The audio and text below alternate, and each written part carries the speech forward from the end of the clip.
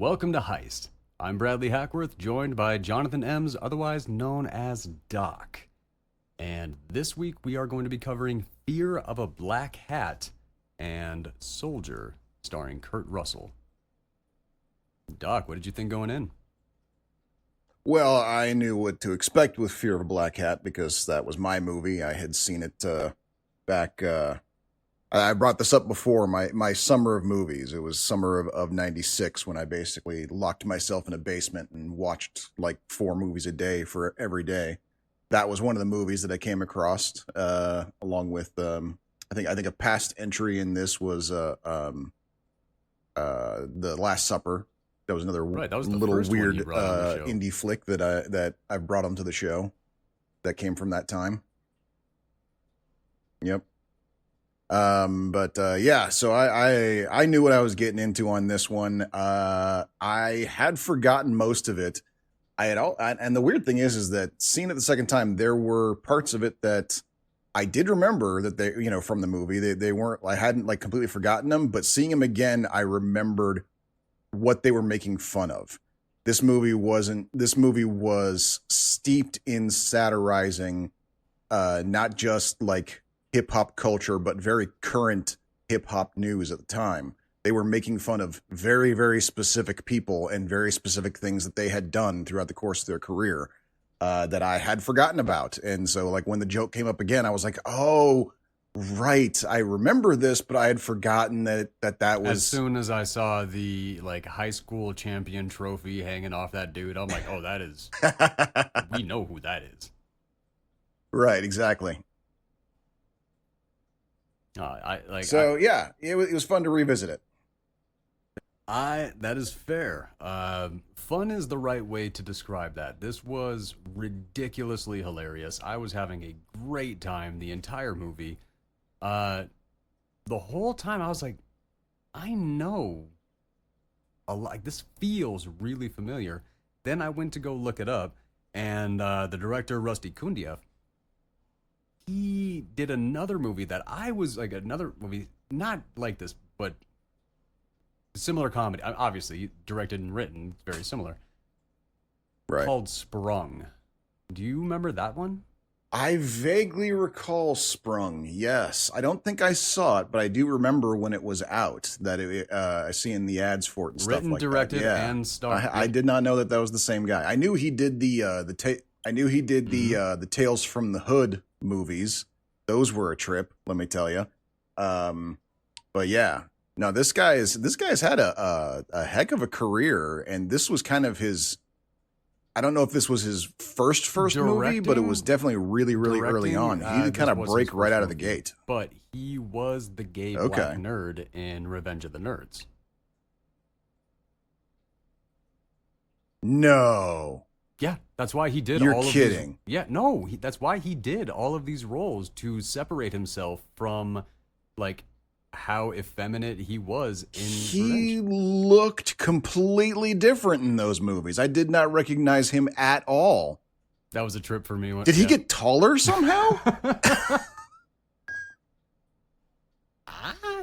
No, but because he was tiny in the Revenge of the Nerds movies, and he's gigantic in this movie.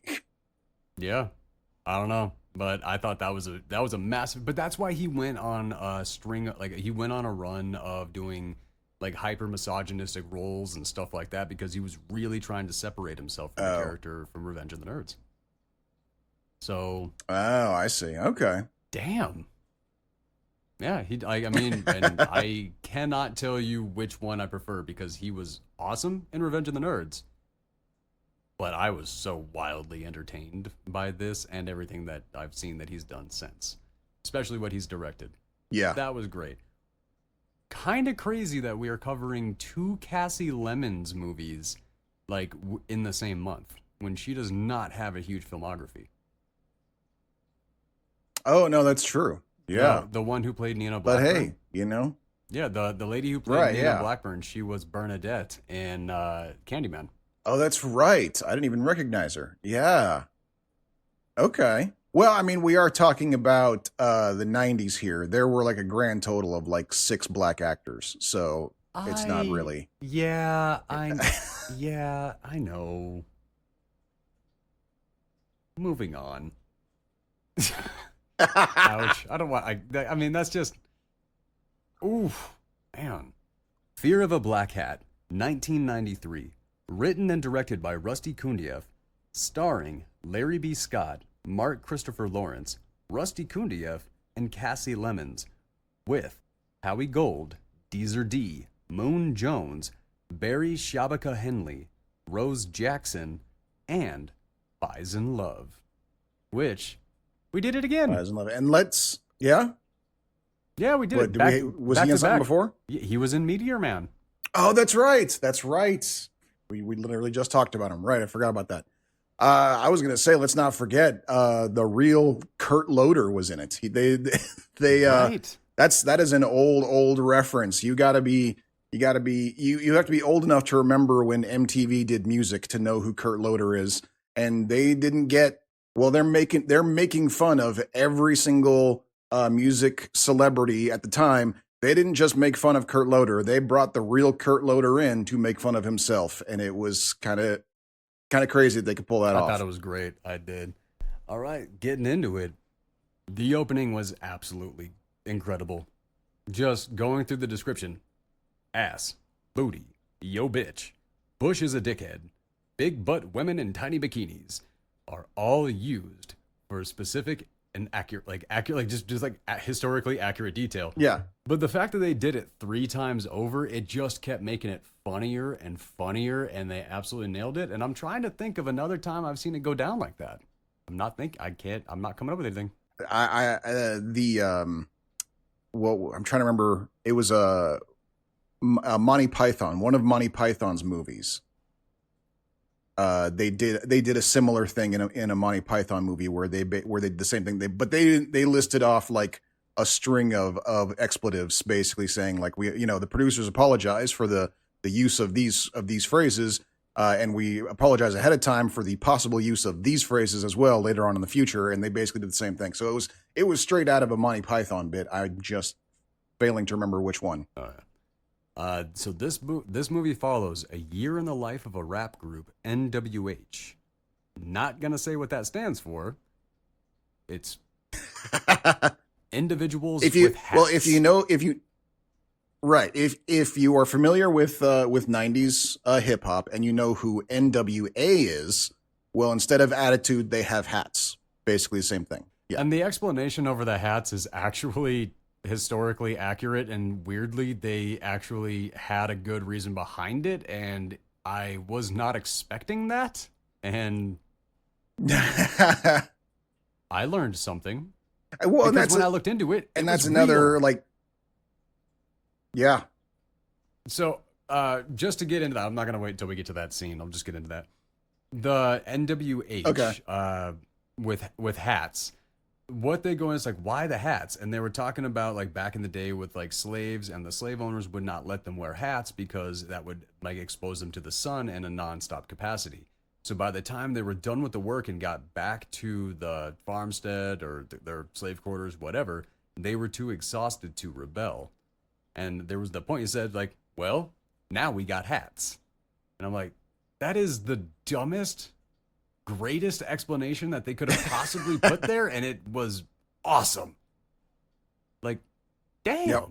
It seemed, and it comes off like some sort of weird improv. Like they didn't even like. Not only was it like the character making it up on top of his head, it almost felt like the actor was making it up off the top of his head too. But then you go and you check, and it's like, oh no, what he said was 100% accurate. Yeah, that was a little bit of a trip. I wasn't really ready for that, and loved every second of it. Yeah. Like as Nina Blackburn is going through Cassie Lemmons, as she's going through giving the interview, they were talking about like, well, and the controversial never released Kill Whitey album, the double entendre that was rolling through that, like they're like, never see to kill the. That was one of my favorite parts. That was one. Yeah, and the line is like. Yeah, the line says he'll steal your money, he'll rip you off, he'll make you work for free, kill Whitey, and they just go like, no, that's not about killing white people. That's referring to our old manager, Whitey DeLuca. Like, oh my God. Like, Yep. No, I love that. It's like, and then that line, don't fire till you see the whites. You mean of their eyes? Whose eyes? Right. That shit, like, I'll tell you, was constantly killing one me. of the hardest parts about this movie is how, like, I remember back when I first saw it and I watched it with a friend of mine. And the two of us were constantly, like, this movie's so quotable. There's so many lines from this movie that you can't get out of your head that you just want to drop in conversation as often as possible, but you can't because they're all so fucking racist. And so it'd basically be like me and my friend, his name's Burton, me and my friend Burton, just at any given time, we just kind of look at each other and just kind of quietly whisper, just like, you know what, Whitey DeLuca, shoot. No, that's, yeah. No, absolutely. I like, this movie is wildly quotable. However, you can't. Yeah, the all of the best lines in this movie are peppered with the N-word. So you just gotta hold it in. You just gotta sit back and you just gotta laugh and realize that there are people who can quote this movie. It ain't us. That's right. Yeah, this is what it is. It's something for us to laugh at. It ain't for us to requote. Plain and simple. The interview with her, it's just like the interview. It's just advertising that they are posers to the absolute max. Then you kind of find out through the course of the movie, no, they're not. Like when they were like, so like a lot of rappers talk about where they're from. Like, yeah, but we don't front. We just perform. And like, we don't talk about it. It's like, oh, so are you guys from like North Dakota or like Montana or something? Right, like, yeah. So like that's what I was expecting the story was going to be. Completely was not even at all a thing. No, yeah. And they're even saying like, yeah, well, it's like, the people who we don't even want to say where we're from because that just goes to show how bad it was. Like, it's so, and she even says, oh, I see. So it's the quiet ones you got to watch out for. And then that one goes, yeah. And if you'll notice, I ain't said shit for a couple minutes now. Like, literally every single thing they say makes them seem like they're just wild posers. But they actually go through. They actually are what they say they are. They do what they say they're going to do. Like, it was fun as hell, and I was never able. The body count of this movie is astounding. Yeah, considering well, what and we I were think watching. we kind of didn't. Go ahead. One of the things we need to kind of explain. I think we kind of skipped over. You did say that this is a movie about a year in the life of this rap group. It's Spinal Tap, but hip-hop. This is right. It's a mockumentary. It is if you know Spinal Tap, which I imagine most people do. It is, it's a mockumentary, Spinal Tap style. They've just replaced the hair band with a 90s hip hop band, and that's what this is. And Nina Blackburn is our. There is a cut scene of this movie where they find the bones of Spinal Tap backstage. No. That is awesome. Why did they cut that out? I'm not sure. I didn't see why they had to cut that out, but I'm guessing it was just too much. Like that's my guess. That whole talking about My Peanuts video and all that, and like honestly, every single music video that they had through this was funny. It was hilarious. It was entertaining. Weirdly, the music, all the songs were total bangers. Flowed well, and I was like, I wasn't expecting that. Trying to get into a venue that they're playing, and they just get fully clowned. And this is where it's like, maybe they're not the posers that I was thinking that they were, because they like pull the gun out, and we get the first of a repeating gag for the movie. They're getting violent, and they shut the doors so the camera can't see what they're about to do. I loved it. I expected Vanilla Sherbet one more time, though. Didn't you? No, I forgot about him immediately after he left scene both times. Oh, after he came back the second time, I was expecting him to show up a third time, like in a gurney or something, or in a wheelchair, just a little bit more messed up than he was the last time. Interviewing John Craw, the head of security, and he's like, we used to host jazz and all these greats, but now we moved to hip hop, so we've had to and rap, so we've had to up security and all this stuff. And I'm like, God damn. And they're like, and we got the Muslim Brotherhood here. Like, they're very gentle, they're very straightforward. And then they show them like way going in on one dude. They're like, and if you fuck with them, they will drop you. Mm-hmm. Dude, this movie, like, this is so pre-PC. They did not give a flying fuck about anything. Like, that was a little refreshing because the jokes none of them were like over the top insensitive or anything like that, and they all landed. Like, it was kind of a trip, and it was nice to see. Well, it's because it was all kind of like inside baseball. You know, you had people like Rusty, who's a part of that whole community. He's an entertainer. He's a black entertainer.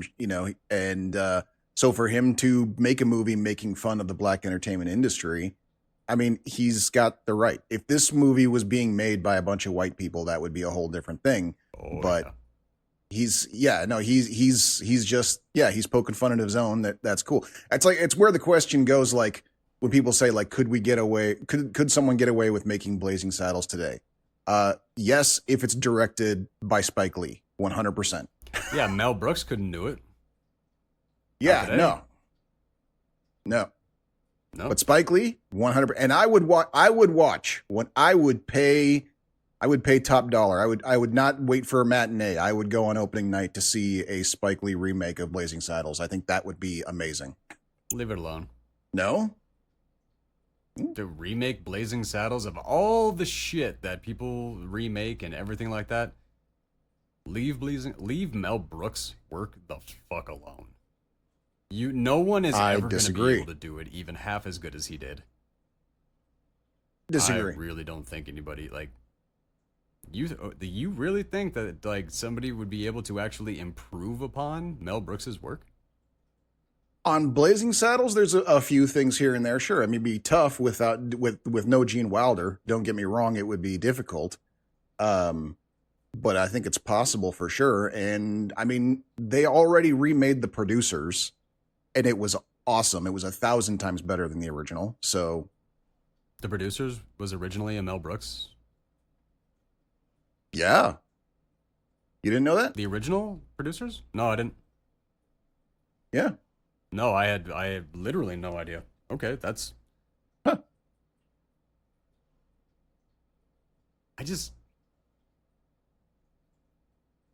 The fact that comedy was that outlandish and it stood out at that time and it did what it did, it's kind of like how I feel about anybody other than a black woman re-recording and releasing Feeling Good by Nina Simone.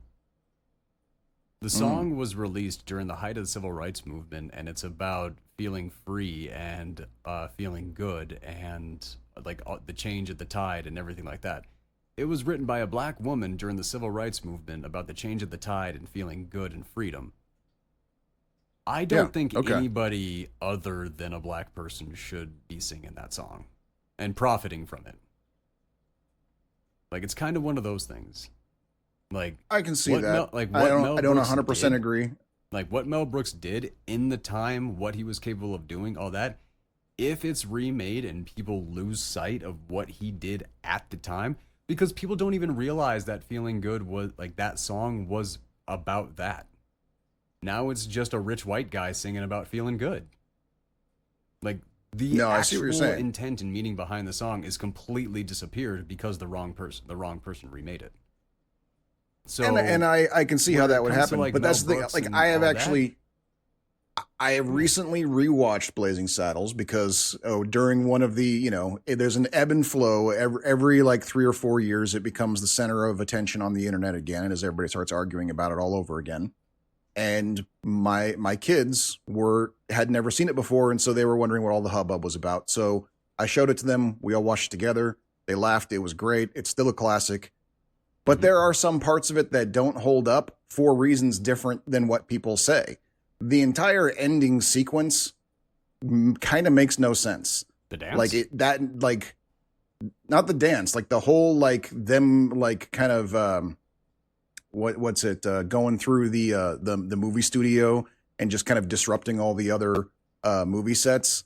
Like, it's kind of funny, I'd like to see like an updated version of that, because it's all very kind of like, it's all very 30s Hollywood that doesn't, I think that could be improved upon, and but that's just my own personal opinion. And I don't think we're losing anything by not having a remake, but I'm saying I wouldn't mind if it was done by the right person. And I think Spike Lee would be one of those people, because after seeing Black Klansman, Spike Lee can fucking do funny shit. Mm-hmm. People just don't give him enough credit for. No, I'll definitely agree with that.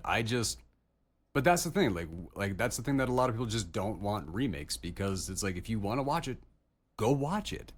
Like that is the brilliance of it is the fact that it was created when it was created, by who it was created, with the technology we had at that time, like with the social situations and everything like that, and the people haven't had 60 years to look at something and go, how could I have done that better?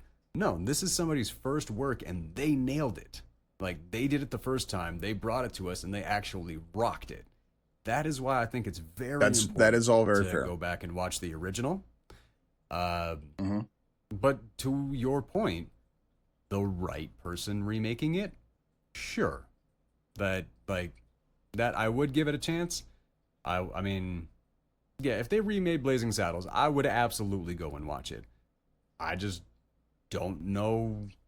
I don't think the world is aching for it or anything like that, for sure. Like, if it never happens, I'm sure that's going to be fine. Yeah. Yeah.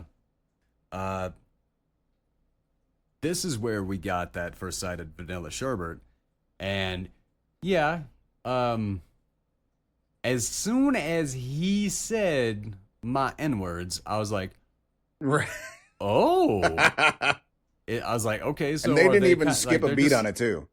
Yeah, they were just like very comfortable, like, oh, excuse me, we need to whoop some ass. It's like, okay, I was like, are they actually gonna let this little dude? And I'm like, oh, okay, no, they're not. Yeah, no. And there was no discussion. There was no, what did you say? It was very simply like, okay, Cameron needs to leave the room now. This is happening. We're not even discussing it. I swear to God, dude, I thought that was the guy from The Last Supper. The artist. He did kind of look like him. He did look a lot like him, yeah. So much like a younger version like of him. Yeah, put a goatee on that dude. I could see it totally, yeah. Yeah, and like another foot. Yeah. So the cops won't let them sing their lyrics, and that actually parallels something that did happen in real life. I think it was Naughty by Nature that got arrested. It sounds familiar, yeah. Was that who it was? Because it's a back. I feel like it's probably happened multiple times. Yeah. Right. I feel like it was something that happened multiple times to multiple artists. But there was like maybe two of them that actually made national news after they happened, and I feel like I want to say Naughty by Nature might have been one. Probably NWA. NWA was getting a lot of headlines when they were together before Ice Cube went solo. Well, yeah, I mean, basically everything that preempted Express Yourself, the entire song Express Yourself, is about how they're not acceptable in the public eye. Mm-hmm. Yeah. Which is weird considering, like, how joyful Express Yourself has been put out for commercials across, like, media and everything like that. But the actual song is about how their lyrics are not acceptable for public radio and things like that. So they can't rap for the pop charts. And they just have to rap and be real because they're never like. No, like Express Yourself is a phenomenal song that I feel has like a lot of people have kind of missed the point on that one. Well, and it depends. I would like to know the backstory on how that's going nowadays, because I remember hearing an interview once with oh shit, what's his name? I like Big Butts guys. Sir Mix-a-Lot. Sir Mix-a-Lot. Thank you. Jesus, how did I forget that? I'm getting old. I heard an interview with him, and I remember I was even thinking about how weird it was that, like, I remember seeing a like back to school ad for JCPenney where they were using that song with changed lyrics, and I'm like, who who's doing this? Who, it was like, I like backpacks and I cannot lie was basically how they did it. I'm like, what is going on? I thought I was having a fucking aneurysm. Yeah. Well, then like maybe another 2 years go by and I'm hearing an interview on the radio with Sir Mix-a-Lot, and they're asking him like, how does he feel about this song of his that he did so many years ago, just still having is this much life and being used in all these places? And he goes, hey, it's what pays the rent. And he's like, here's the thing you got to understand. Every time you hear it on the radio, every time you see it in a commercial, every time you hear it in a movie, I get paid. And 90% of the time, if they change the lyrics, I'm the one who wrote the new lyrics. And I'm like, oh, okay. Well, shit. Then I think we're good, So okay, I would be curious to know if that's the same. Mix-a-Lot, I would not have admitted I like backpacks and I cannot lie. I would not have. I would have said, yeah, no, I pass it off, and some dude with a pocket protector at that point. I don't know if I would have claimed that one.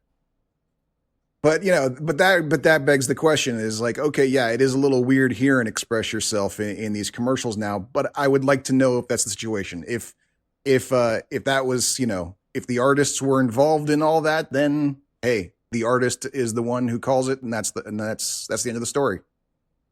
Fair enough. Okay, so here's what I wasn't expecting.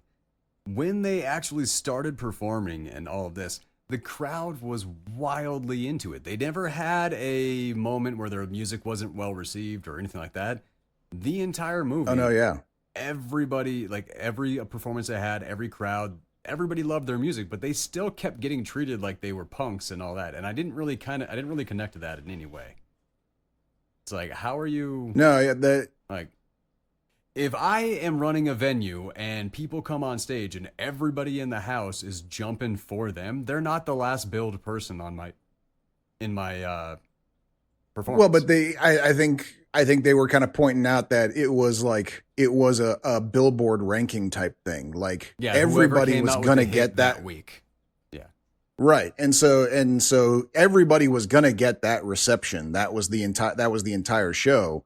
It was a question of, the whoever gets to go on last is the person who's gonna be the biggest cheers that, as they come on. And so I think that was kind of the idea there. But that's the thing is like we do kind of see them. They're already established. They are they are like well known enough that they, because you have your like your spotlight performance, and then you do have performers that go on after for the people to walk out to listening to music to still. So the last one in small venues oftentimes is not the main draw. It's the one right before. Maybe I suppose. Well, so this is what this was a callback to. What reminded me of this scene when they're talking about all that. It reminded me of a scene from Great Balls of Fire, and I'm not 100% sure that they were directly referencing Great Balls of Fire, but that's I believe what it was. I'm not. It was a biopic of Buddy Holly, the guy who did the song Great Balls of Fire. Who was that? Jerry Lee Lewis. Jerry Lee Lewis, thank you. Yes. It was a biopic of Jerry Lee Lewis, and it starred Quaid,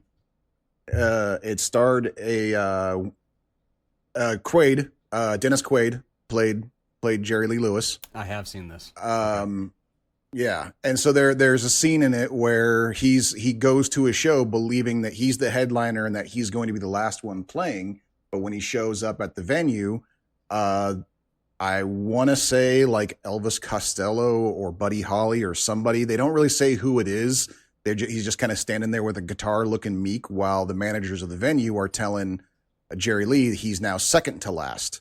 And Jerry Lee's fucking pissed off. He's like, I was told I was going to be the headline, that I was playing last. And they're like, well, he's the guy who got the hit this week, so he's going last. And what that leads into in this movie, it's basically to show up the whole thing. That was the first concert in which Jerry Lee ends the song with lighting his piano on fire and then walks off stage and turns to the guy who's supposed to follow him and goes, follow that motherfucker, and leaves. Okay. So I feel like this was a reference to that. But you're missing a part beyond that. when you go to the, like, because yes, you hit the big venues, everything like that. But like if you go to like, I don't know, you've been to a few concerts, I'm assuming, right? A handful here and there. Most of them for one band. I don't go to a lot of shows where there's multiple bands playing. I'm basically usually going to a show in like a coffee shop because I'm trying to support like a friend's band. That's basically the only live shows I go to.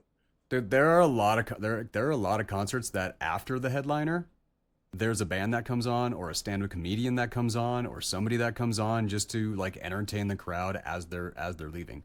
Pearl Jam, I'm pretty sure it's Pearl Jam. What a humiliating job. Yeah. Yeah, no, 100%. Like Pearl Jam, I'm pretty sure used to do stand-up comedians after the show. Wow. Okay.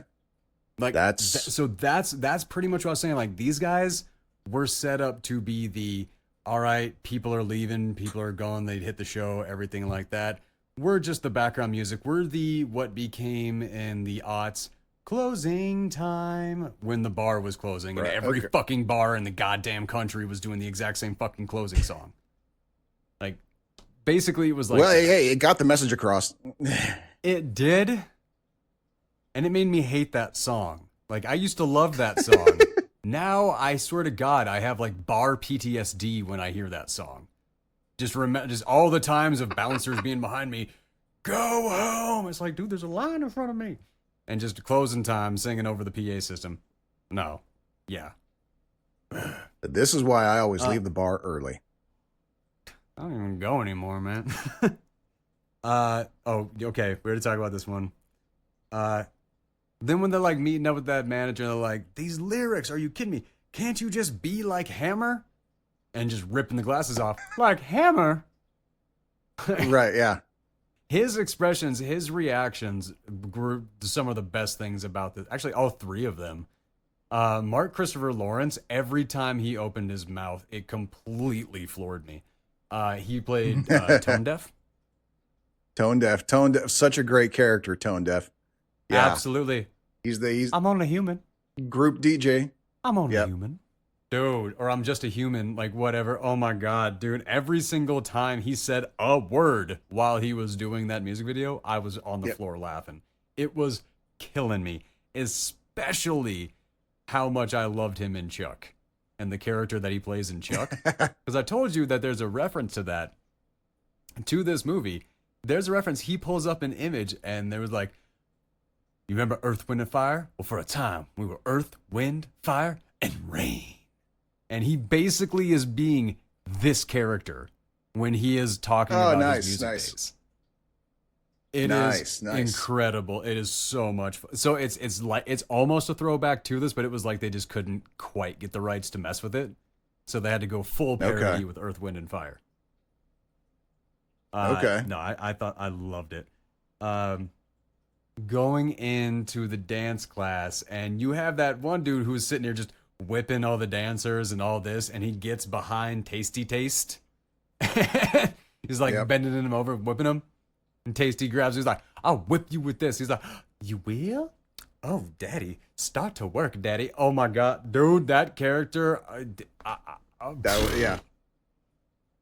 Absolutely no political correctness whatsoever in this movie. No. Like, well, one, because in the 90s, the black community, everything like that, like homophobia was a pretty large thing. Still is, from what I understand. I'm not part of the black community. Can't really say. That's just what I've understood from it. Especially like DMX used to like straight up have a major heavy hitting songs that would talk about like gay bashing and everything like that. Mm-hmm. And when I go back and listen to those songs, like, man, I used to jam the shit to this. How did I miss this? And if it's got a good beat to it, it gets past you really, really easily. That is okay. That is fair. That is true. This movie, I have made that mistake before. Very recently, in fact, there was a song that sounded like, the first couple times you hear it, when you're not really listening to lyrics, sounds like a really fun anthem to youth and enjoying nightlife and stuff like. No, I'm talking about recently, very recently. Recent but song. so I kind of but yeah, so I kind of, after only hearing it a couple times, I at the time I sent it to my girlfriend. I'm just like, hey, this made me think of you, and then she listened to because it was a song for me. She listened to the lyrics a bit more intently on the first time around than I did, and so she kind of texted me back. She's like, "This is a song about hardcore domestic abuse. What are you doing?" And I was like, "Wait, it's what?" So yeah, we all fall for it once in a while. Fun. Send it We to Are me. Young. I have no idea. Okay. Yeah. We are young by fun. Yeah. Fair enough. Semi-Charmed Life is the one that got me in that way. You know the one I'm talking about? Yes, I do. Yep. Yep. Yeah, no, that's also an earworm. Yeah. No, I mean everybody knows that song. Like, I mean, especially, I mean, I'm pretty sure. I go do do do do do do do. That whole song is about cocaine. Yep. And I remember doing that song, like being up at karaoke, having fun, just be like, I'm gonna do a bop. And then reading the lyrics, and I just remember like stopping like a quarter of the way into the song going, what the fuck? Like, it was incense. I was sticking it inside it to my nose, and I remember how I could get back there where I fell asleep inside you. And I was like, whoop. Yep. I've known these lyrics since I was like 8 years old, and I never realized what I was saying. Yep. This song was played on the radio, on Kids Bop channels. Yeah, that one still that one still kind of blows me away whenever I think about that. Talking about the moral good times, watchdogs man, and the album cover. Yeah. Talking about the moral watchdogs and the album cover, another cut to whoop ass because they're like just trying to get them to be different. They want a bunch of cops with their asses up in the air and all this stuff. I mean, they are like going full bore in this, and I was like rooting for them the whole way, but I was kind of realizing I'm rooting for some pretty fucked up shit. Right, yeah. Well, and this is another throwback to its original inspiration, Spinal Tap, because they had the same thing on Spinal Tap where they're being, lambasted for their album covers, and there's just like, you want to do an album cover where it's just a woman on all fours, with a glove being shoved in her face, and it's called Smell the Glove, and it's that same kind of level of offense, but ratcheted up like times 5, and instead of hardcore like sexualization, it's hardcore violence against cops. But yeah, and they're just kind of sitting there going like, yeah, no, we just wanted to have a big pile of cops with their butts up in the air with us whipping them. We don't see what the problem is. Yeah. No, I mean, realistically, it's art. Do your thing. It's for interpretation. However, the record label is not wrong. People are going to respond how they're going to respond. So I see both sides of it. I do. I did. What a movie. Back to it with a little bit of a technical switch. If you're watching us on YouTube, you will notice. If you're just with us on the podcast through wherever you're joining us from, not really any difference. Right. All right. So Gorillas in the Midst music video with the Nazis and the KKK. Honestly, I really did enjoy that music video. That was some hardcore shit. Like, I was getting throwbacks to Childish Gambino's This Is America, which came like 25 years later. Like, that's how fucking hardcore this music video was. Like, holy shit. Weirdly, in a movie, like the situation that it came about, it didn't really seem natural for it to come about in that way, but my God, the political commentary through every single music video, almost every single music video in this movie was pretty spot on, and I was impressed by that. It was interesting because it was almost like Cundieff was kind of hedging his bets, where he's like, okay, either I'm going to be a filmmaker or I'm going to be a rapper, and this movie is going to be my shot at both. I think he was aiming to be the filmmaker for rappers. Oh, that you got a point there, yeah. Because I mean, dude, the goofiness of Sprung is, oh my god. Like if he would have just cast Jamie Foxx in that role instead of himself, I bet that would have been an absolute dynamite of a hit. You're probably not wrong. Yeah. Like it was like I remember it be, dude, it's been like 20 some years since I've seen Sprung. I like that may have been just teenage me really enjoying the shit out of that kind of humor. Might have to revisit that sometime in the future and see if it holds up. Okay, yeah. But Jeffrey Lennox, their new manager, he is completely jazzed. He sees them for what they are. He's recognizing them for what they're bringing to the table, and he wants to steer into the skid. And I gotta say, watching Shabaka Henley go through and describe the color of these three black men and the way that they're... I've never heard that before, and I'm like, holy shit. What a scene. There's some a whole bunch of things that are bunch of new information that I was not privy to before I saw this movie as a kid, and honestly, I haven't really seen any reference to since. So it's like I've been kind of spending a lot of years going like, is that a real thing? Did they really talk to each other like that? I don't know, because it's got my curiosity, but it's not a question I'm gonna ask. If I find out the answer organically, that'll be fun, but I'm not going looking. Lennox is fast talking and seems like, he is actually all about them. And into the media montage with the white dude saying the N-word, and basically this is Ben Shapiro in the 90s. Like the voice, the fast talking, the subject matter, everything about this. It was literally like Ben Shapiro saw this movie and went, hey, that's the guy that I'm going to grow up to be. Like, I mean, fuck, man. Fantastic Shapiro impersonation, by the way. I realized that about 5 words into it, and I wanted to get out of it as fast as I could. I don't want to impersonate. That's not a character you want to get into. No, I understand. No, that's not a mind I want to jump into. Absolutely not. The next performance backstage again with Vanilla Sherbert, who has like, you getting that nerve damage taken care of? I love that they beat his ass and then the show concern for him. That that was a lot of fun for me. And he's working really. He's like, oh yeah, no, you beat my ass hard, but we're cool now, right? Please tell me we're cool now, right? And that was where like, I was waiting for something to come up. I was waiting for him to be like, yeah, we're cool. All right, my nuh-uhs. I was waiting for something like that. That's what I was. A second beating? Okay. Yep. I was waiting for the second one. I wanted it just to like slip out and then just have one of that moments where like Vanilla Sherbet would be like, oh, like that's what I wanted. Right. Like that. I thought that would have been a good one. Then we meet Slammer, Yo Highness, Parsley, Sage, Rosemary, and Thyme.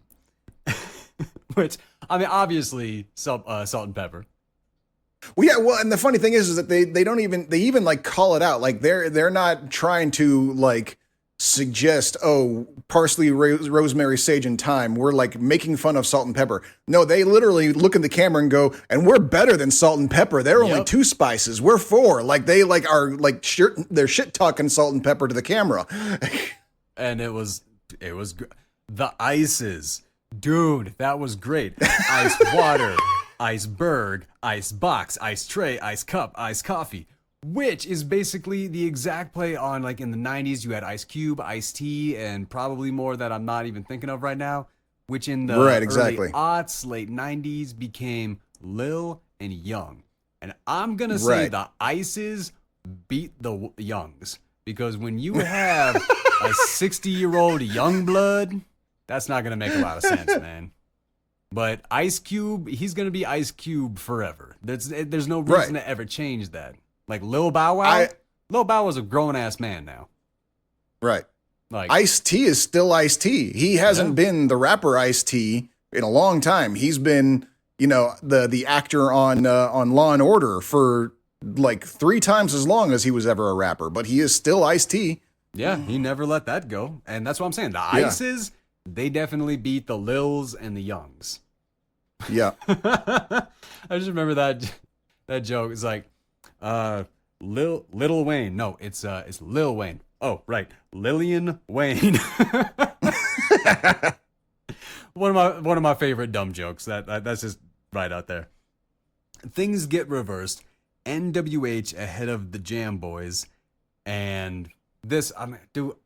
I cannot love Faizon Love enough. Yeah. The Jam Boys were absolutely killing me. Everything they said was funny. Like they were the second set of stars for this movie. Their rivalry with the Jam Boys, and the Jam Boys were fantastic. I'm pretty sure the Jam Boys was a fictitious play on the Fat Boys. You know, you're probably right. I didn't even catch that, but that makes sense. Yeah.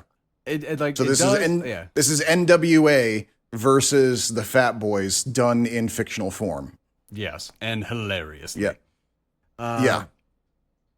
Saying that they are out of town for the riots and then talking about their firsthand experiences with the riots, I could not stop laughing at that. It's like, yeah, this ain't all the loot in there. That's just the people who don't want to work. But if you take a couch all the way from Crenshaw back down to Santa Monica and then go back for the matching end tables, that's a lot of work. And there's only 3 of you to carry it with the 3 of them standing there. Like, No, I love it. Like, we were out of town when our manager died. We were in Cleveland. No, we were in Milwaukee. No, I thought we were in Toronto. But, dude, like I was there. It was so much fun. That was the one line that me and my friend decided that we could say out loud in mixed company, and that was, we was out of town when that shit went down. Like we we kept that one alive for a good solid 10 years, I think, after we watched this movie. Like every chance we get, we would just be like, we were out of town when that shit went down. Like, and nobody knew what we were talking about. Nobody else that we knew had ever seen this movie. And so they all just looked at us like, what the fuck are you saying? I went through a bunch of reviews for this because I was waiting to see some like really sensitive white people or something like that, like coming through and being like, this movie is not okay. Not a one. Right. Not a one single bad review for this movie. And its Metacritic was only 5.1. Yet nobody has anything to say bad about it. How does that make sense? Wait. Its Metacritic was only 5.1? What? 5.1. Yeah. That makes 0 sense. That makes absolutely no sense. I was like, this movie is so much fun. It is it's basically a political commentary and a satire on the music industry. It is hilarious. It is well performed. It is well shot. It flows so much that I thought I was still in the creative. I thought I was still in the first half hour of the movie, and I only had 20 minutes left. The movie sails. It is creative and bold in ways that I have not seen since. I haven't seen anything. I mean, with the one exception of the Dave Chappelle Show is the only other thing that I've seen that even matches this. But that makes sense because Cundieff was a writer on the Chappelle Show, so of course it is, you know. Yep. And so that's the thing. I was like, how is the Chappelle Show an international hit, and this movie is a dumper when it's literally the same fucking thing by the same people? What the hell? Dave Chappelle. That's the magic. I guess. I mean, really. Talking about Nina Blackburn asking them about their misogyny and saying that that's how they're very viewed by the public, and then having Ice Cold compare the booty to society. We're not talking about women. We're talking about society. You see, the booty is society, and we have to share the booty so we can share society for everybody and all people. And have you ever been embraced? No. That's a much different part of the movie. I gotta. No, it's a different part of the movie. Yeah, but it's also good. But yeah, again, another section that seems like, it comes off as the character making up bullshit off the top of his head because it seems like the actor himself is just improvising this stuff, and yet it works because he's just doing some like, oh yeah, no, we're not misogynist. We're talking about society. The booty's a metaphor for society. It's like, what?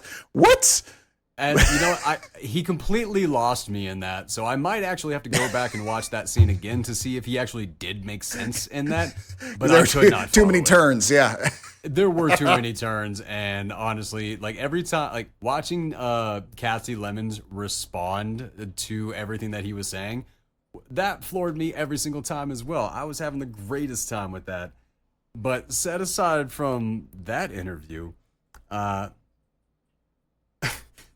which I did like one of my favorite lines in the movie is at the end of the movie when they're basically showing outtakes, sort of, and they show a clip from that interview. At the end of the movie, the credits are rolling. They show another like extended part of the interview from that scene, and it becomes one of my favorite lines of the whole movie, where she just straight out asks him, "What is the difference between a bitch and a hoe?" And he says, "Well, a hoe will fuck everybody, but a bitch fucks everybody but you." Oh, god damn. Did you not see that part? No, I missed that part. I think I was reviewing my notes at that point. Shit, I should have stayed in on that. No, okay. So the Booty Juice video, which as soon as we went into Booty Juice, I kept thinking Tropic Thunder and Booty Sweat. Like, that was everything that my mind was going to, which makes me think that was a callback to this. Or a blatant ripoff, one of the two, yeah. The priest freaking out about the club and the degradation and all this, and then he's like, and then he pulls the panties out of his pocket. Ah, they're evil. So he goes to the show, keeps the panties, whips them out of his pocket during his sermon. Evil. Right. The ladies dancing with their panties full of sin. I'm like, Brilliance. I was there for every second of that. That was absolutely incredible. Talking about the books, FYM and SMD. Right, yeah. Fuck Y'all Motherfuckers is the first book, and he's like, I got a sequel coming out, and it's going to be And Suck My Dick. I could not stop laughing. This whole movie, I was unprepared for every, like, we were talking about Airplane last week. This one, yeah? What? I mean, this is Airplane but racist. And it's like, with jokes that I just could not have been prepared for because I did not grow up in this kind of lifestyle. I didn't grow up with these types of things being acceptable to even be heard. So, wow, I was loving this. Showing his kid as the upside down rapper to like to battle Crisscross. Yep. I couldn't stop. Every single minute of this movie had something amazing. It's like, and I'm like, that's another one. Like, you talk about the Lils. Like, does anybody even remember Crisscross today? Like, who's gonna get I got my kid to wear his clothes upside down to really show up Crisscross. The kids who wore their clothes backwards. There. Just the people who were there. That's it. Just us old MFers. Yeah, we'll get it. Yeah, we know about the Daddy Mac. We know about the Mac Daddy. Like, yep. I don't think we heard about him. I don't think the younger generation even knows the term Mac Daddy. No, that's true. I have not heard it brought up in a few years. That is true. Not in a long time. I say wiggity wiggity wiggity whack. It was gonna come out. We're talking about it.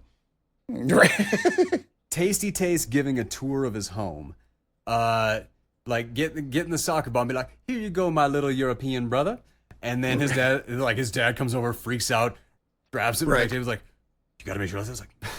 All those suburban white people just absolutely terrified of the militant black. And it's like, it's not even just the fact that he's a black man. He is a militant black man. He's walking through there wearing army fatigues. It's not just, I mean, you got to imagine, like, he's in the neighborhood. They tried to release a track, like an album called Kill Whitey and Kill the Whites and like all this stuff. All of his neighbors that we saw were white. If you do not know the man, like, even if you knew the man directly, you'd still probably be a little bit freaked out. That dude was out to prove something for sure. Right. It's just like, it's the added humor of the fact that this guy who's put out the Kill Whitey song, once he got a little money, first thing he did was buy a house in a white neighborhood. Right. And he has a range. He has a bunker. he went full survivalist. You'd think all the white neighbors would be like, here we go. It's like similar hobbies. He's one of us, yeah. No, well, that was the funny thing. Like I remember that Dave Chappelle skit is like when they were talking about gun control and everything like that. He's like, y'all know what we got to do, and we might just have to do it. If we really want gun control, every single black person in this country needs to go get registered for a gun. We will get gun control pretty fucking quick. This is basically that. Like, if you see, like, a white dude doing all this shit, it doesn't really bother, like, white people. But you see a black dude doing literally the exact same thing, problem. And that is exactly what that joke was basically selling off. And it sold. It sold perfectly. Tone Deaf showing off his DJ skills.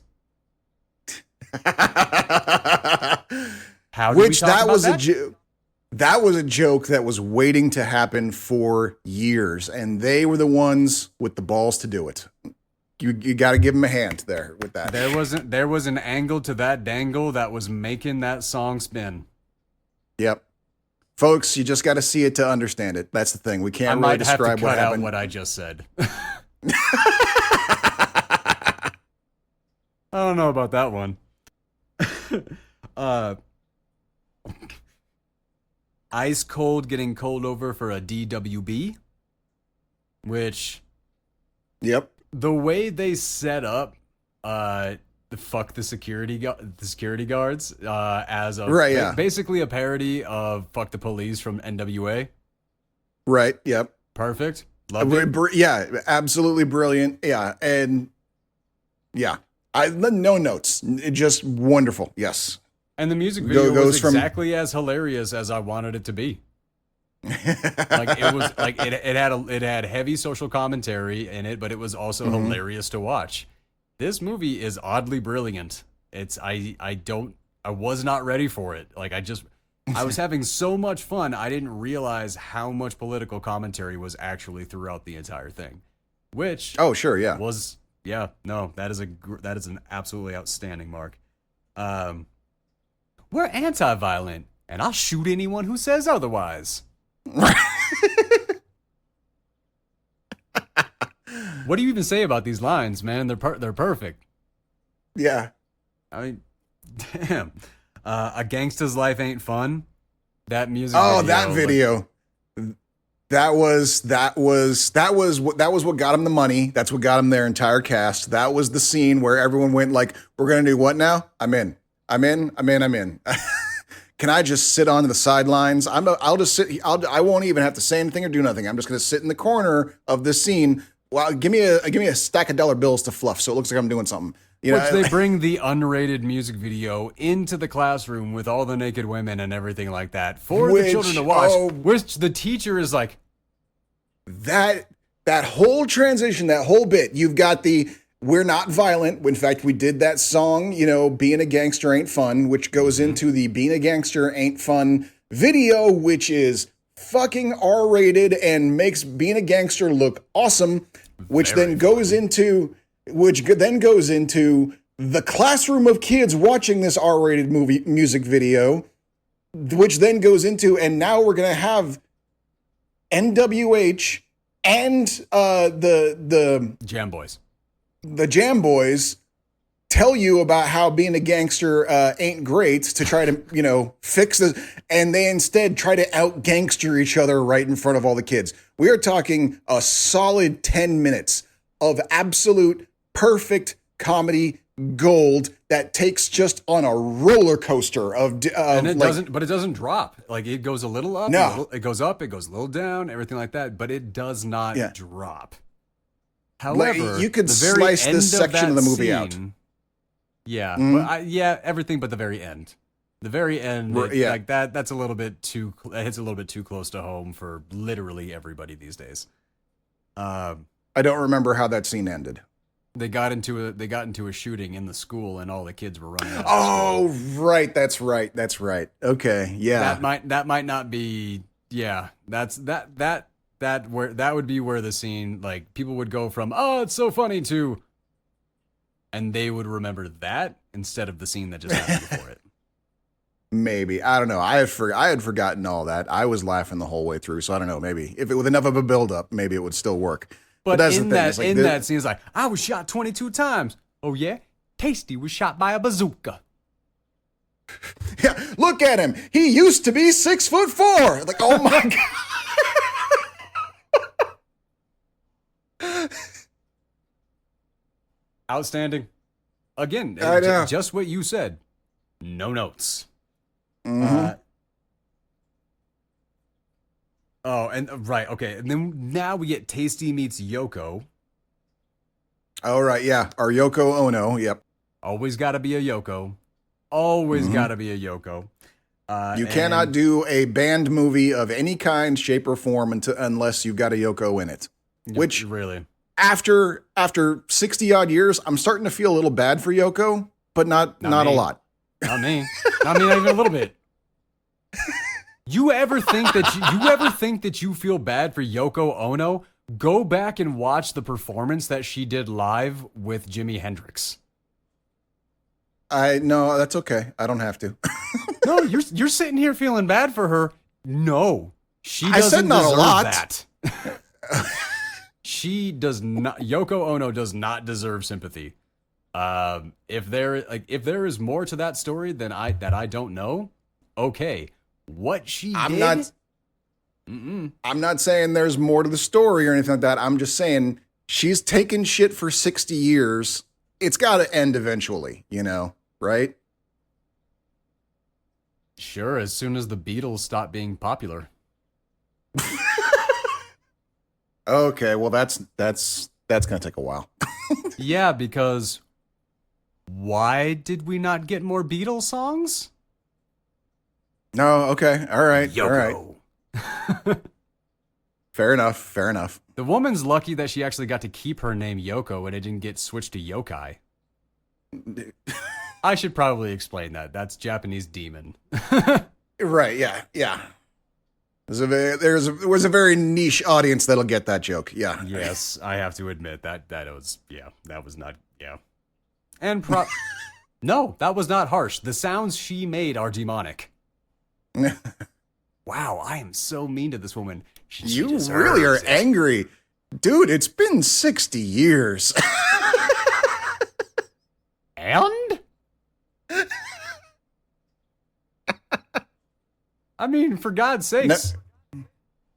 She ruined the Beatles. Look, I'm not going to try to talk. I mean, I understand. I'm still angry about the Library of Alexandria. I get it. These things kind of stick with you. So, so I'm not going to sit here and try to, talk you out of this. I'm just saying every once in a while, I feel a little bad that she's, I'm not saying that it's different, that we don't know the whole story then. I'm just saying she might not be the same person now because it's been that long. Maybe now in her current iteration, as she has grown and lived throughout the world, maybe she doesn't deserve this anymore. That's all I'm saying. No, she deserves it. Okay. I mean, and that's just going to be the two different sides of it and everything like that. Because here's the thing: Monica Lewinsky doesn't deserve what she got. All of all that shit, everything like that. Right. Yoko destroyed a band and went and tried to make it about herself. Went on TV, did all of these things, did terrible performances and all this performances. Like Monica Lewinsky doesn't deserve what she has gotten. Well, sure. Yoko Ono deserves what she got. Okay. Like all that's where the difference. Monica Lewinsky, she did something with like the most popular president in history up until that point. The dude was charismatic as hell, and so many people loved him. Like, if it wasn't her, it was going to be 15 other women. And I mean, well, let's be honest. She probably wasn't the only one. She's just the one that got caught. Yeah. Exactly. So that's why I'm saying, like, Monica Lewinsky she didn't deserve all of that. However, Yoko straight tried to sabotage the Beatles and make it about herself and John. So, you know what? You try to tank something, you try to destroy it, and you try to be the one benefiting from it, and you deserve the hatred. That is kind of a thing. Okay. I'm pretty okay with that.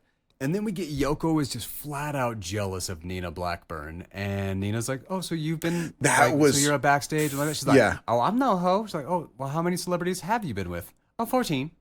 Like, Yeah. That was a great great scene. Yeah. I Because like re- right off the bat, she, what was her name? Sandy or something like that. I can't remember her name. Oh, I just kept calling her Yoko because I Cheryl. hated her so much. Okay, I think Cheryl. I think the is what it was, or actor's something name. like The actor's name is Rose Jackson, and you're right. Right, It was okay. Cheryl. It was Cheryl. Right, yeah. So yeah, it's like right off the bat, Nina's, she's like, let's interview you, and right off the bat, Cheryl's just like, oh, so you're hanging out with my guy a lot, are you? Like right out the bat, she's like throwing the jealousy, and which is like added to the fact that literally the scene right before, Cheryl's telling Tasty Taste, but she was also dangling a little bit to Ice Cold. Right, yeah, and telling Tasty Taste like, oh, I've told you about how jealousy is toxic and stuff like that, and yeah, just like that, like we got this personality type down to a science right here, like that's who she is. Yeah, absolutely. Ice Cold gets a role with Jike Spingleton. Weren't even trying to hide. And I love this. I was short before you, I was nearsighted before you, and I was angry before you. Y'all stealing from me. He's like, you're right, man. He was short as hell before all of you. What the fuck was that scene? It was just so fucking... In the movie, the drug dealing babies, how are we going to get the drug dealing babies? two movies with drug dealing babies back to back? How does that happen when I've never seen a movie about drug dealing babies?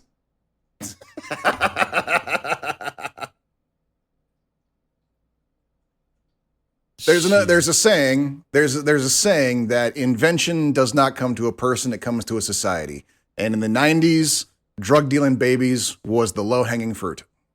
You know what? It worked. I mean, in the two movies that I have seen it in, it floored me both times, so I don't know why it stopped. That was outstanding.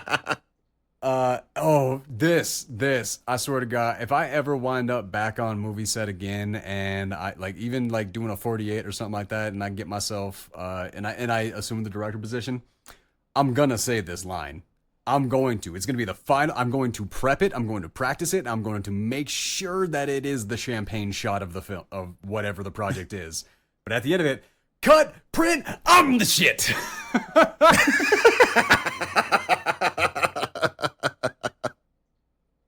Not because I believe it, but because that would floor any crew that you work with. They will all just die laughing at that one. So oh my God, that was too and good. the way like it's a 1-2 punch, like it's an upper shot and he jumps into the shot where like he's in the camera going, I'm the shit, and then he turns around and hops down off of whatever he was standing on to go into the scene. Like, geez, like no punches pulled. Punches pulled whatsoever. Yoko, obviously Yoko is hard sabotaging. So they're at the show. They're about to go on. Ice Cold missed the sound check, and like Yoko's trying to say like, "Oh, what if he misses the show?" And then like Tone Deaf's like, "He's not gonna miss the show." Tone Deaf is like the only good bandmate of this entire thing. And he's the nice guy throughout the whole thing. Like he's the only, other than that one song he did on his own, he's the one person who did nothing wrong in this whole movie. And I can name a couple people in my life who would probably even say the song was perfect. I'm sorry, Doc, but I'm going to download that song. It's gonna be somewhere. I'm gonna listen to it at some point, because every single time I heard him say, "I'm just a human. I'm just a human," because it was Mark Christopher Lawrence, number one, that was the big one for me. Him doing that, you know what we're talking finale, we're talking bonus episodes. You know, maybe we should actually do a finale as talking about one show. And like every season, maybe we should end actually talking about a TV show that we can spend a couple hours on, just straight talking about the show and like everything like that. From beginning to end kind of thing? Yeah, go through the story arcs and things like that, but You know, Depending on the show, that sounds like it would be a lot. I mean, off the top of my head, the first one that comes to mind that I know both of us have seen, the only show that I know you and I both have seen in its entirety is Supernatural. And that's like a 5-hour conversation right there. Like, are you sure you want to do that? Yeah. I mean, but think about how much fun that would be. And fans of Supernatural, that would be a very special episode for them. I suppose that would be true, yes. Because that's the whole point, is throwing love to things that they love, we love. And yes, we could do all of Supernatural, but if I were to focus on Supernatural, I would like to do the first 5 seasons, focus on that. Just and then the main storyline, okay. Yeah, and then just, talk a little bit about where the show went afterwards, but mostly focus on Kripke's original goal. I think that would be the best way to do that. Yeah. Back to this one. Tone Deaf is the voice of reason, even when he loses his shit.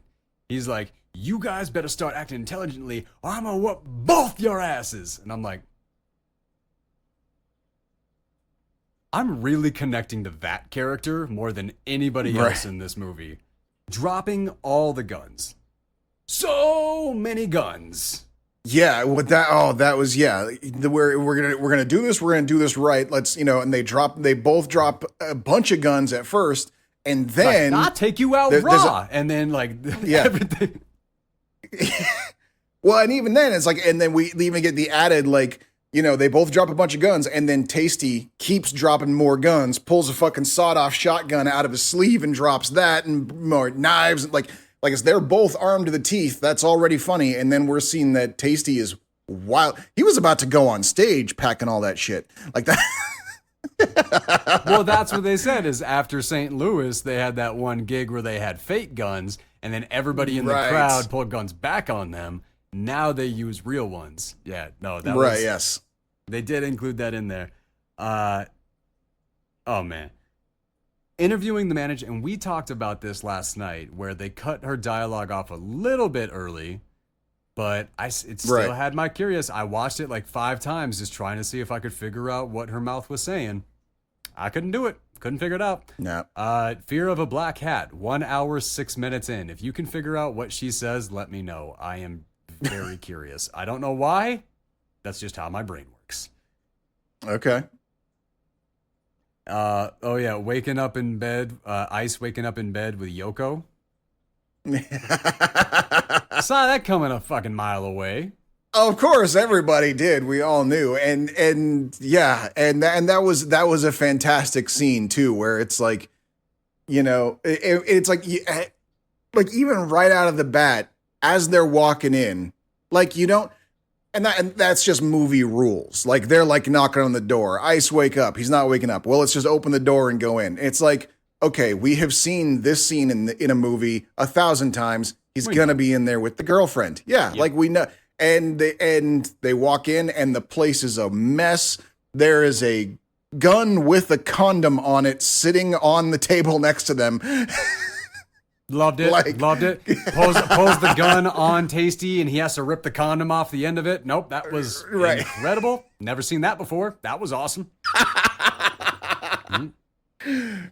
But yeah, and he's saying to Tasty, he's like, "Look, man, I told you she was a freak."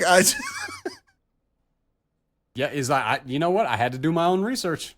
Like I'll just tell you. Like, yep. Sometimes you got to take that bullet for your bro. Then we have if he's not lit.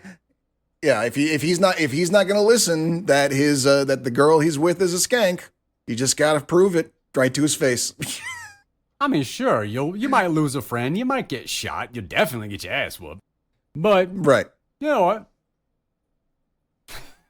I can't even do it. I can't.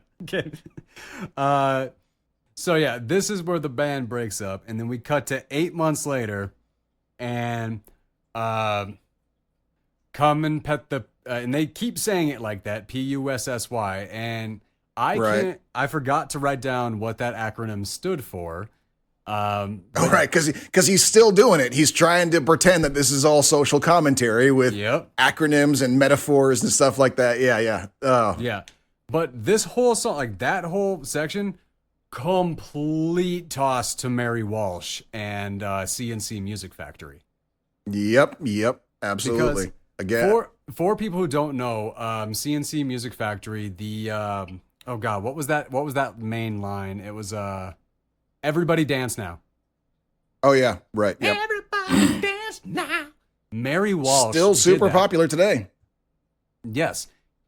Mary Walsh is uncredited for that song. She got no money for that. She did like nothing. So that whole scene from that, where you had this this little lady who was the model for the music video and all that, she shows up and be like, "No, it's me. I am the one. Yes, I'm Japanese. I speak in Japanese, but I sing like black woman." Like, and then they made her say those words to the camera. That poor actress. It was incredible. And then you have this basically Mary Walsh lookalike come onto the set and just rip her off. She's like, "Oh hell no, that's my song!" Like, dude, yep. I wish Mary Walsh would have done that in the 90s. That would probably still be my favorite clip, because you know that it would have been made to YouTube years later. And oh sure, my god. But there is a line on do you remember when Arsenio Hall had a show? Oh yeah, I remember. Mary Walsh went on Arsenio and he like guided her into saying that. And when she did, the crowd went absolutely nuts, because her voice, not that song, because that song was like, nothing about that song was really that epic beyond her voice. Her voice, as the catch for that, is what made that song famous. And absolutely. Yeah. No, Mary Walsh, was the voice of that year, hands down. Mm-hmm. And they paid her dues in this movie for sure, with that whole bit. Yeah. I really appreciated that. Like it was a strange throw. It matched the movie, and I'm really glad that they did that, because she deserved it. Yep. The New Human Formantics. I'm sorry, I love this interview. I see everybody is the same shade. Black, white, like all this. And he's wearing these deep red glasses. And the interviewer was like, says, "Are you sure it's not just the glasses?" And then cut away. Right. Yeah. Perfect. Look, I'm just a human. And Granny said, "Kick your ass," which is a play off Mama Said Knock Cool You J. Out. Yeah, from LL Cool J. Good call. I didn't think you were gonna get that one, but nice, yeah. But I guess that was one of the bigger ones, wasn't it? It was, yes. That was one. I mean, that was one of, that was his big comeback. It was a big hit. It was being played on MTV over and over again. They made fun of it on In Living Color. It was like it was the song to make fun of that year that it came out. Like the fact that there isn't a Weird Al version of it just blows me away. Good point. Yeah. Huh. Tasty has absolutely embraced the hatred. And I love that. Like, the whole music video is, "I'ma kick your black ass." And he actually has a boot going up against some dude's bare black ass. Wearing... What was he wearing? It was like basically they turned a towel into a thong. I was out of town when that shit went down. Jesus Christ. Tone Deaf gets beat by some cabbies, because instead of like he's saying, it's like, I'm not black. And apparently a bunch of cabbies in New York did not appreciate a black man saying, "I'm not black." So that went a direction. Yes, it did. Yes. No, all their solo careers. We got Ice is, MC he's Hammer. still doing his same. Yeah, he's doing MC Hammer, but still also his same thing. And then we've got Tasty Taste, who basically he's still doing his Eazy-E act, but now he's putting out an entire album shit talking his old bandmate who fucked his girlfriend. Yep. And then you've got Tone Deaf, who's gone full like hippie on the like. To an nth degree that even all of the other artists who did ripping off, but the music video felt like a Blind Melon ripoff. Okay, yeah, I could see that. Yeah, I don't know. It might have. if I were to take a wild guess, and I'm basing this off of one very distant memory of a single music video, he might be doing PM Dawn. Don't know. Not even familiar with that. Okay. So yeah, when he gets beat by them cabbies, this brings them back together, and then we get 6 months later, Yoko is now with the Jam Boys, and NWH is back. They go through and they get busted. Jam Boys gets knocked off. NWH gets hit up to the top of the top build. All this. They see the Jam Boys walking by with Cheryl. The Jam Boys are shit talking like, motherfuckers, and they're just watching Cheryl walk off with the Jam Boys, and they're all laughing their asses off, like, "Oh no, they're in." I love that, like where he messes Yeah. up lines like, if you lay down with dogs, you're gonna get disease. I loved that. That was a great inclusion. I was so happy with that. Yep. And then just we ended where we began, and fuck my life, this is such a good movie. So much fun. There's no story to this. It was set up to be a documentary, like documentary style. You're just following the band, Right. be a band. There's not much of a Right. story here. It's just it's more flat out fucking entertaining. Right, yeah. It's more like a sketch comedy show that's just has, the same set of characters strung through the whole thing. Yeah. Yeah. And goes together really, really well. Like it all plays, every scene flows into each other easily. Like, yeah, you said the movie was over and you're like, shit, we just started. Like, really? An hour and a half has gone by? It felt like 5 minutes. I loved it. Absolutely loved it. Yeah.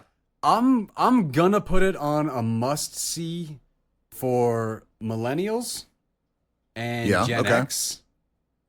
Okay. I'm not gonna put it as a must-see for zillennials.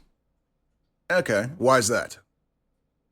Because I don't think the majority of them are actually going to understand the comedy behind it, because I think a lot of the comedy is based off of the fact that that they're ragging on things that were happening at that time. If you watch this now, then a lot of the tone that I've seen come out from like social media reviews and stuff that have like hit a lot of the mainstream, there's like, it's basically like, okay, if you're white, you can't watch this movie. Like they're basically like, you can't laugh at this, you can't anything like that. It's like, no, this movie was not made. I don't think anyone's saying that, but okay, that's weird. Hell yeah, dude, that's an old one. Like Django Unchained.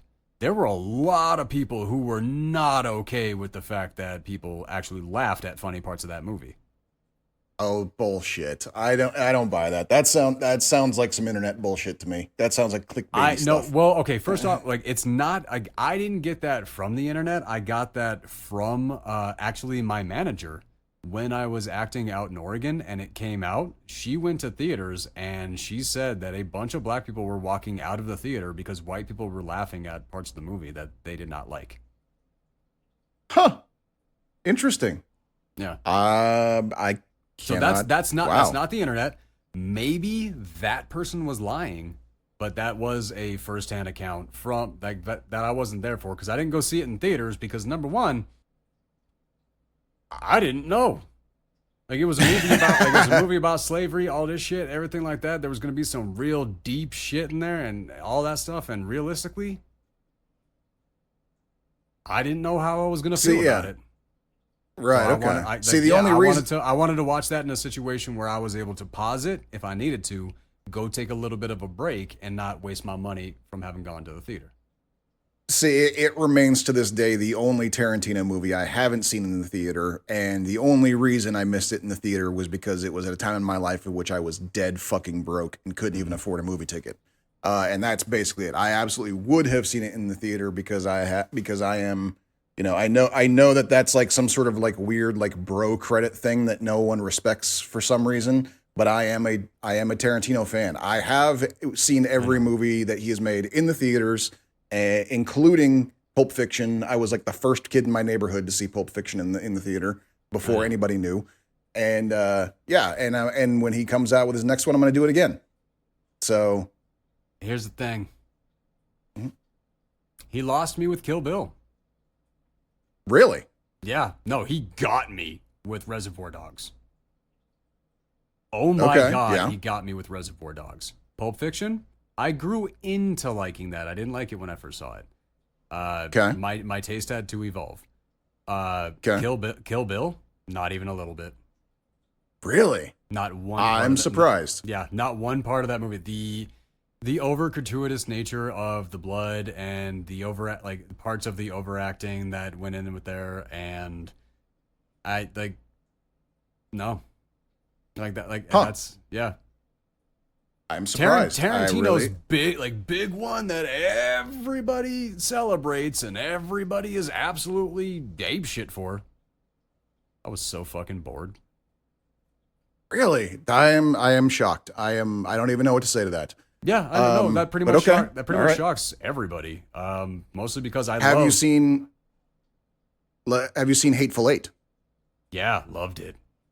Okay, so yeah, there we go. That's fine. All right, then we got there's no beef between us there. No, I honestly can't tell you what it is about Kill Bill. Now I definitely can't go back and watch it because of who I know Bill. No, I know. Like, yeah. Yeah. Like now it just doesn't even stand a chance at all. So, yeah, not every movie is for everybody, and everybody is going to have that one movie that is super popular to everybody else that just doesn't land on them. For me, it's Kill Bill. Well, and this thing is like that's the thing is like even as a Tarantino fan, I am not a fan of Jackie Brown. That's his one movie that I did not care for. I love Jackie Brown. See, yeah, everybody I know did that's too. The thing. When you're a director like Tarantino and you go through a broad spectrum of subjects and styles, that's the thing. Yeah, not all of them are going to land with everybody. It's not. That's the thing. Yeah, I would be more suspect of someone who was absolutely a fan of everything he's done unconditionally. I would. That's the kind of person I would go, you're full of shit. Because there's no way you've loved every single thing he did with all the different weird shit he's done. No. Yeah, there's very much like Once Upon a Time in Hollywood, Hateful Eight, yeah. Reservoir. Okay, maybe not Reservoir Dogs. Reservoir Dogs is for a specific type of person. Yeah, and there is a specific type of person out there that is just very much against movies like that. That just happens to be my absolute jam. Reservoir Dogs is a perfect movie. Yeah, no, it really is. Hands down. So that was my position on Fear of a Black Hat. What about yours? You know, interestingly enough, I was surprised, but I was feeling the same way about it because for the same reason, when this, like, to compare it to when we were talking before about Airplane, about how that was a movie that was also very specifically making fun of a bunch of very specific movies. Even when we only get like two of the references that they're specifically making fun of, even the parts where we don't get the reference, they're still funny. And yeah, I question as to whether or not any of this is still funny if you don't get the reference. That's what I'm wondering too. I could be wrong. That's kind of one of those things where I'd say, like, if there are any younger kids out there doing a different movie podcast, maybe you should check this out and see if you get it, because I don't know. This was very, very topical humor at a time at the time that it came out. We know all of the references, so this is a movie that is maybe not made for us, but definitely made for our era. Exactly, yeah. So I was kind of leaning the same way that, yeah, if you are our age, then yeah, the fact that you should be kicking yourself for missing this movie in the first place. But yeah, the younger kids, yeah, I don't know if you get it because it is very much a movie of its time. And so yeah, but at the same time, and this is kind of where I kind of go back and forth on it. At the time, it was, even for its time, profoundly bold. I have not seen any movie this ballsy since this came out. Like, not even the scary movies with all their audacity get as ballsy as this movie did. And that's saying something. Because scary movies, because the scary movie franchise, they cross the line a lot. These guys crossed some more Cundieff work, some more of his recent, some of his recent stuff, and see what he turned into. Absolutely. Well, I know I know he did just make another, like, Tales from the Hood 3, I think just came out a year or so ago, I think, didn't it? I don't know. Okay. I thought I saw the last thing that he released was in 2018, but I could very easily be mistaken because, like I said, with us doing backup episodes, my amount of research is like frying my brain because I also wrote 7 new pages of the book yesterday too. Okay. So, wow. Okay. You've Yeah. been busy. yeah, I don't even know where all of this is coming from. It's just falling out of me. Never mind. Okay, so when I said the 5.1, Yeah. 7.2. Oh, okay. So it's gone up since we started talking about it. That's good. Okay. Oh shit. Never mind. No. Okay. The Metacritic is 6.1. The IMDb rating is 7.2. Oh, okay. All right. Well, okay. And Rusty Cundieff, what is he got right now? Okay. There's a movie that just released last year called 57 Seconds. I feel like I've heard of that. Oh, starring Josh Hutcherson, Morgan Freeman. Oh, And, wow. Okay. Greg German. Wait, Greg, why does this have such a good cast? Why have I not heard of this?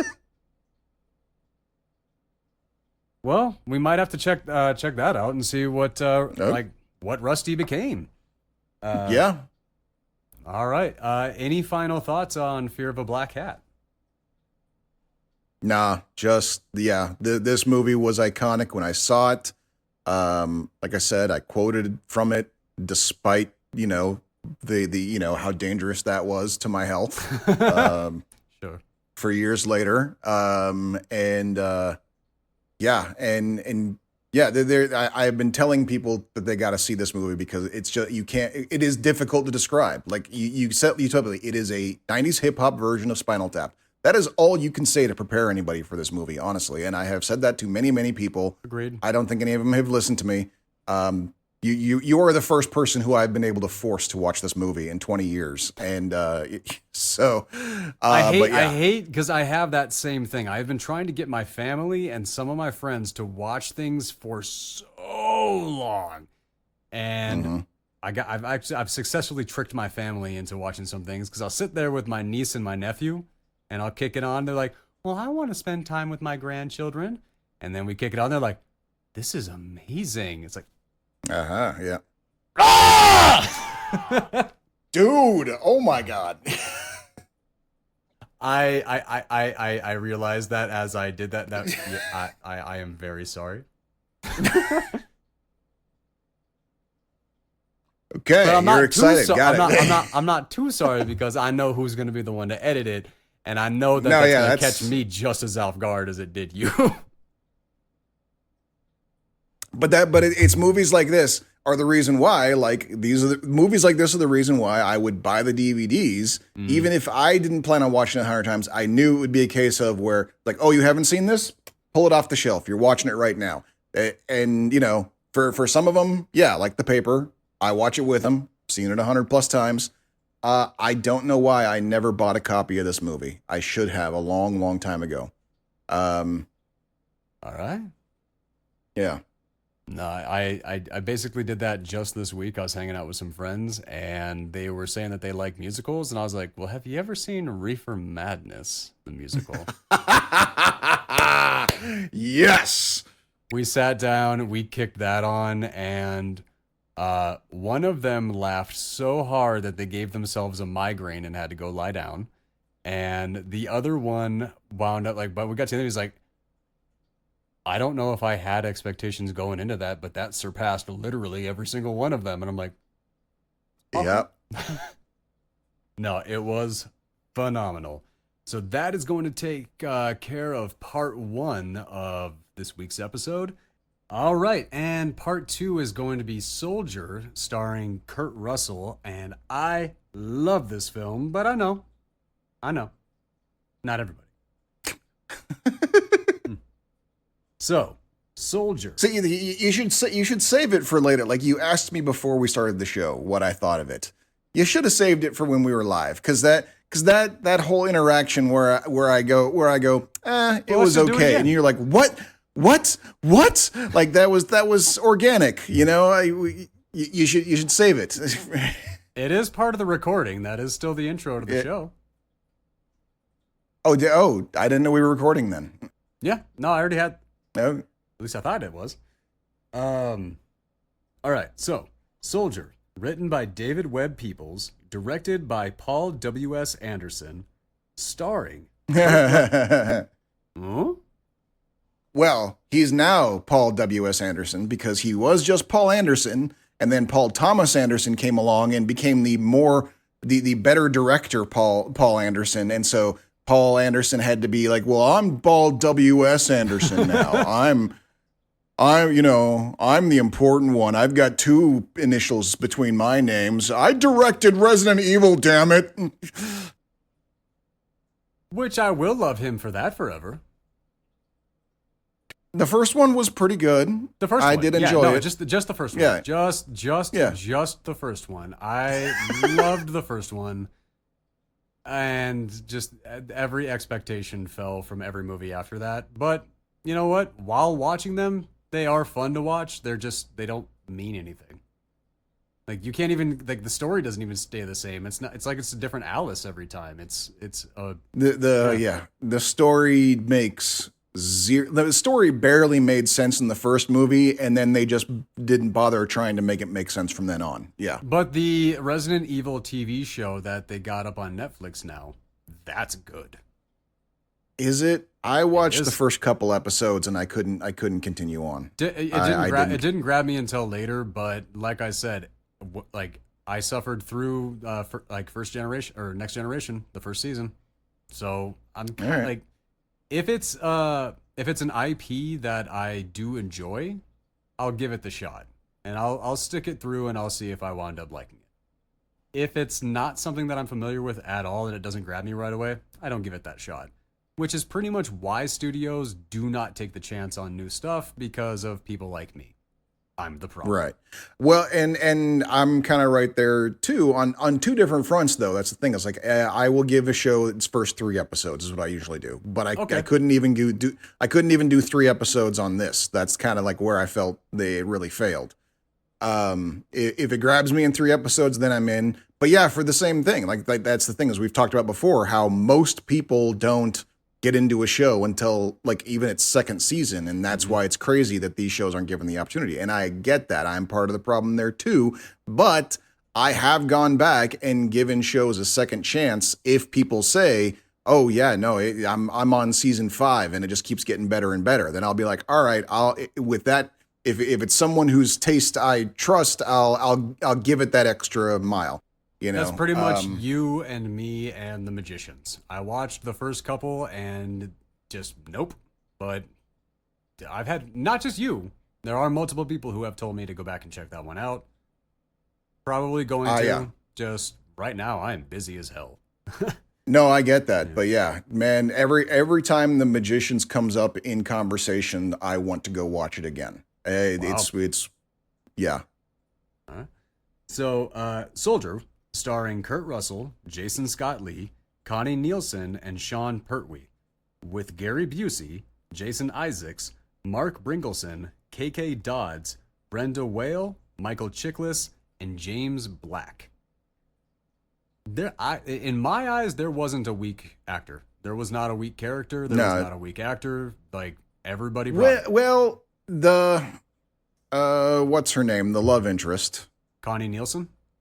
Connie, yeah. I mean, like, she didn't do anything wrong. I don't know. She just kind of felt, to me, she felt kind of flat.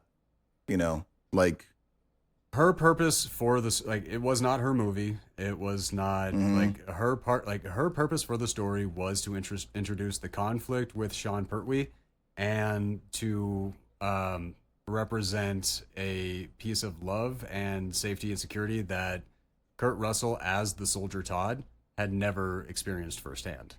She was there to actually show him the life that he had been missing.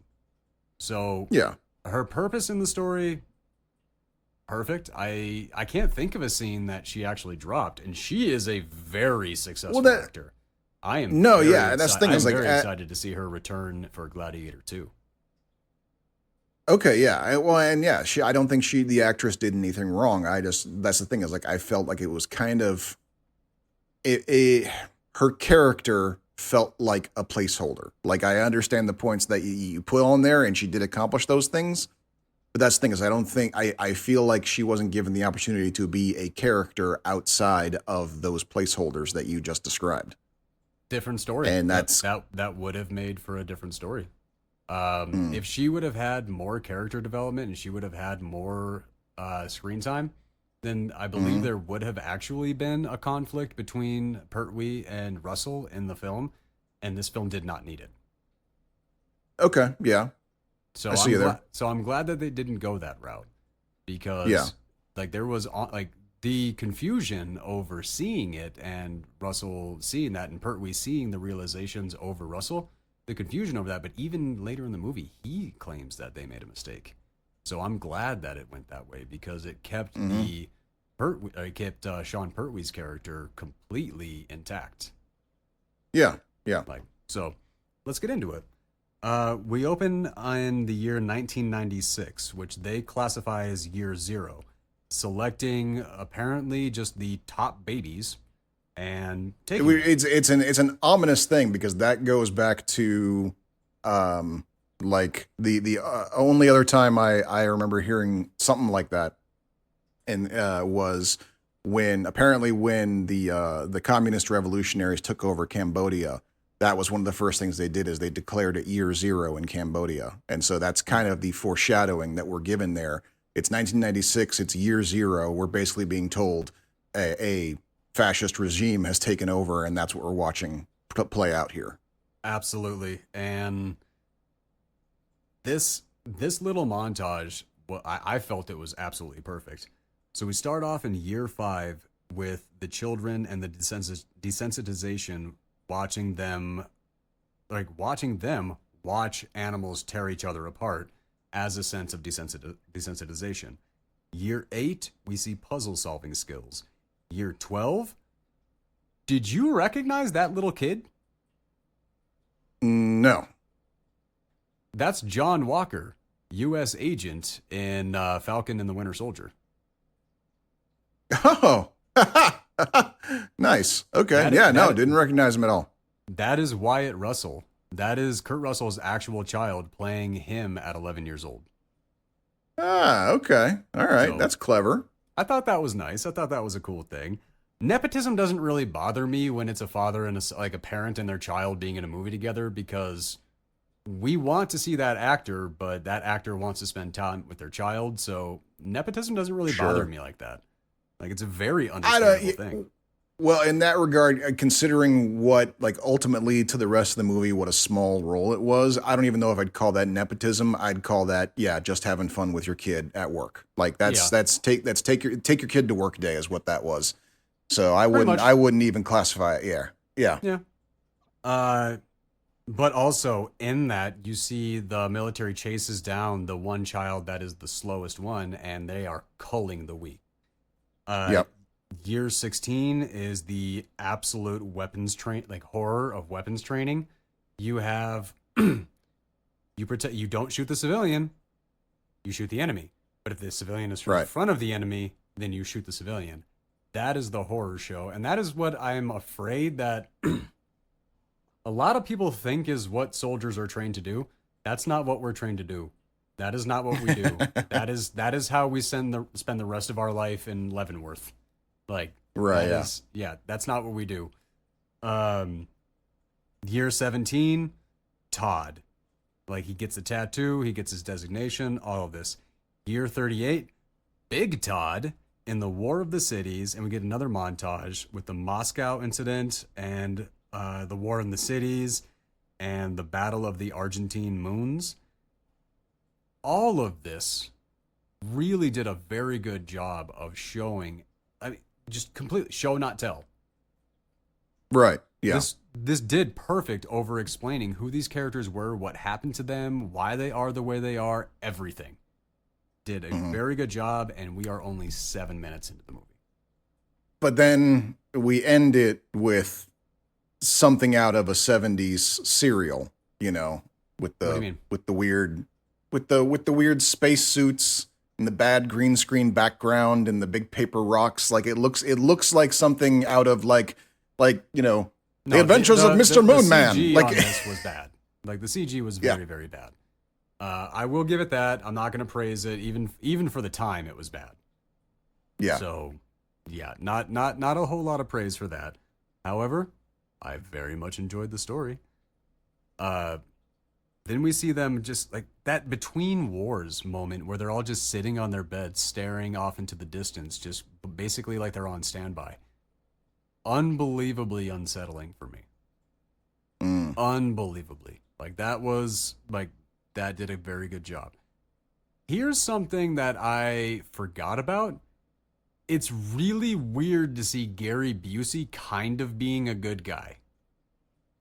Oh yeah, it took me a minute to go. I'm sitting there going like, wait, is that Busey or is that Nolte? Is that Busey or I can't? Okay, yeah, no, it's Busey. He's really got it together in this one. He is actually acting in this one Yeah. and delivering. Like this is before he like had his issues and all that stuff. And honestly, you just don't see Gary Busey being a good guy that often in film. No, it's Because true. he does such a good job of being the crazy bad guy. Look, he's such a big, imposing dude with kind of a scary face. You look at him and you think, that's a scary dude. Let's cast him as a scary dude. Yeah, but in this one, I mean, and let's be real. Like what they were doing, they weren't good guys, anything like that. Like none of them No. were good guys. However, he had the moral high ground almost every time he opened his mouth. Mm-hmm. Like he actually even as we were going, he's like, well, are there civilians there? Then what do we do? And he sees like the guy's like, well, wipe out all the civilians. They're all automatically hostiles. And he's like, no, they're civilians. They need to be protected. Like watching Busey be the good dude, I loved it. Like that in and of itself was something that I really enjoyed of this movie. But I think the reason why he played such a good guy is because Jason Isaacs is so good at hamming it up as the bad guy. He really is. Yeah, So good. With that little evil pencil mustache. Mm-hmm. Yeah. Oh, perfect. Testing the differences between the old guard and this new breed of soldiers. The accuracy. The new breed, the Vin Diesel boys. Oh, yeah. And that's where we see Jason Scott Lee, which, talking about an imposing force. Mm. I mean, good God. Yeah. Kurt Russell is huge in this movie, and he looks so small compared to Jason Scott Lee, which is not a thing I'm used to saying about Kurt Russell. Like, those are, like, I think this is the biggest I've ever actually seen Kurt Russell, too. This is the most jacked I've ever seen him, because when, like, Escape from New York, he was buff, he was lean. He was just No, it's true. jacked in this. No, I think you're right, yeah. He was a lean, buff guy. Here, just an imposing ass son of a bitch. The accuracy, 99%. The physical fitness, absolutely spot on. Todd gets a 20-minute head start on him, and he still beats him. The endurance test in that battle. We know Todd is bad. The movie does as well, but they still do a good job of getting us to root for him. Like, that's where I thought the movie did a very good job. They explained to us right away he's not a good character, but we're still rooting for him. So, good job there. Yeah, and well, it's interesting how it's kind of like, well, even then we're even not like we kind of got on his side even at the beginning, where it's like, okay, he's not a good guy, but he's a product, he was born to be made into this thing, and for all the terrible things that he's done, like he doesn't know any different, and now he's like the ultimate disgrace to any soldier is now he's literally, for all of his service, for all of the terrible things that he has done in the name of his commanders, he's literally being tossed aside just because one guy can run faster than him or something like that. Like it is humiliation on top of all the other shit that he's been made to be, And so, yeah, it's the message of the film. Don't get me wrong. I got nothing against it. It's just like, ultimately, I've found nothing in it impressive. It was the story is kind of run of the mill, lackluster. That's kind of where I went. Like, I didn't hate it. I just wasn't impressed by anything by it. That's all. That is fair. I was, and we'll just have to get into it. Okay. So so it's the subtleties of this movie that I thought was the brilliances, and here is the first real hint of it. Todd is so disciplined, and even when he's passed by Kane, played by Jason Scott Lee, Todd doesn't get an ego. He doesn't try to start getting faster. He doesn't try to compete like that. He knows he is currently at his maximum physical limit, and he just sticks with it. He understands himself. He does what he's supposed to do, and there was no sign of any ego in this. There was no competition. He just was. In my eyes, that was a just little sign of true brilliance to remove the ego from Todd. Okay. Like, he's just performing as he has been his whole life, doing what he can. He has been at maximum capacity his whole life. There is nothing beyond that. So I thought I really enjoyed that moment. The chain fight. The chain fight was a unique thing in my eyes that really showcased how well it did exactly what it was meant to. It was meant to showcase exactly how good Kane was, to showcase the capabilities of the other ones, and they were good. None of them were as good as Kane. Yeah. And that was, I thought that scene was done very well. Ending it with a bite versus a scratch. All right. I mean, you're just showing that there is no rules or anything like that. You are just being savage and vicious. So, right. Like, I liked it, but when you actually see it done, it just doesn't play as well as you want it to. Yeah. So, but the story behind that, because I liked what Jason Isaacs said to him afterwards. Because he comes down, he has one eye, he's like, "You're ruined." And I was like, "Dude." And he's like, "You have no depth perception. You can't," it's like, never mind. He actually has a point. He's a dick about it, but he has a point. Like, everything that went in to train him, and because this dude came equipped with an ego, that was his downfall. That ego was his downfall. And that is basically the point of the movie, with the standoffs between the old soldiers and the new soldiers, is the old soldiers came with wisdom, the new soldiers come with ego. And that's what makes that's basically what makes the difference at the end of the movie. This basically Chekhov's line, "Your men are obsolete." Right. When that came back later in the movie, letting Kurt Russell say so few lines in this was great, because everything he said hit home. That was something I did enjoy. We've talked a little bit on this channel about what we think the future is going to be like. A waste disposal planet is probably one of the most realistic things that we have covered on this channel. See, I'm going to have to disagree. That is because first of all, like, that's most of the waste that maybe, on this planet is metal. None of that should be waste. So that's all reusable, for starters. I don't think that's true. I think most of it is plastic. It seemed like it was. There were airplanes and Oh! I thought you meant our planet, not like the planet we're discussing in the movie. No. In the movie, it's almost all metal. But no. As far as because here's the thing. Unless space travel becomes cheaper than gasoline, then there's really no point in trying to have a waste disposal planet.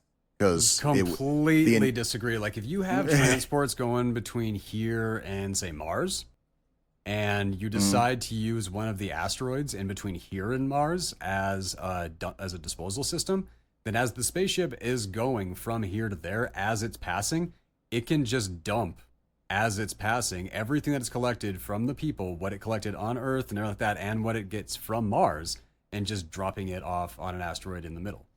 Something like that, or a barren moon, or like not like Europa that has water on it, but literally something that literally is just a hunk of space booty with some gravity that will hold it. Yeah, I don't think so. Because it's.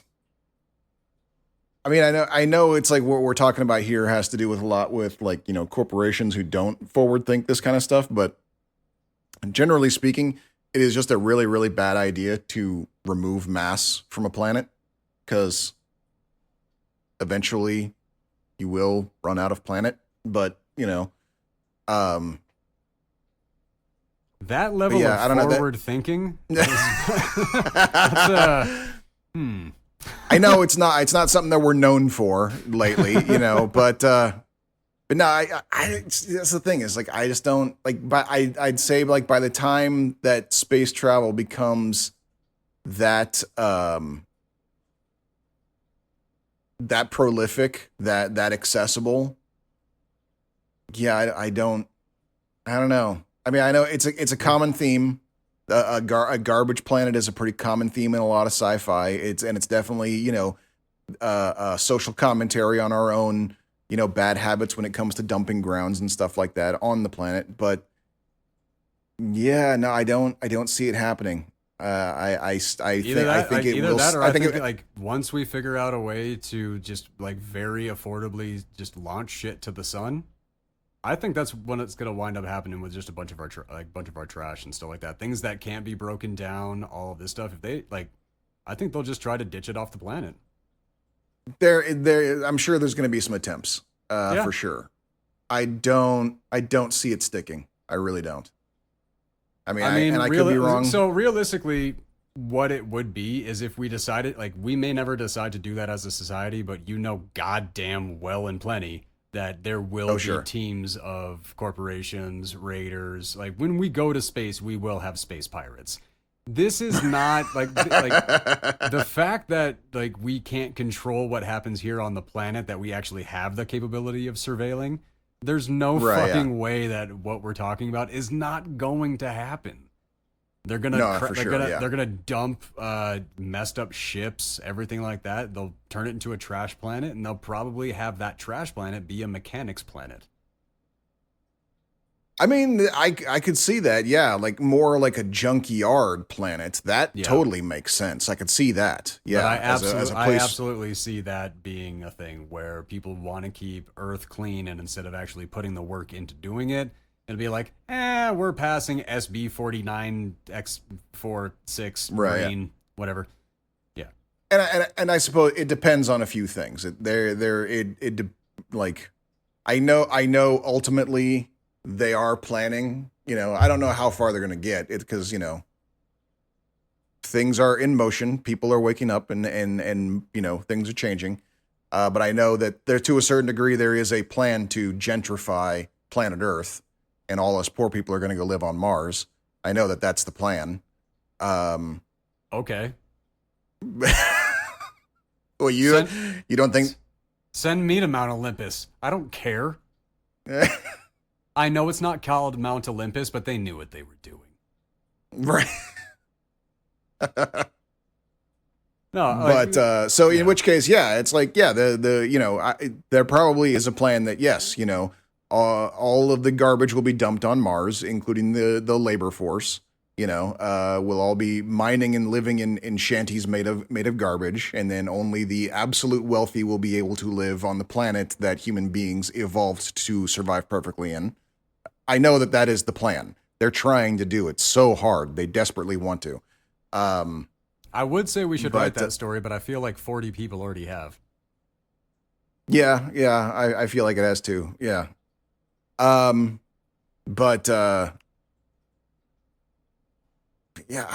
know. It's just kind of one of those things where I sit there and go like, it just doesn't sit right. Like I don't see that as that being that,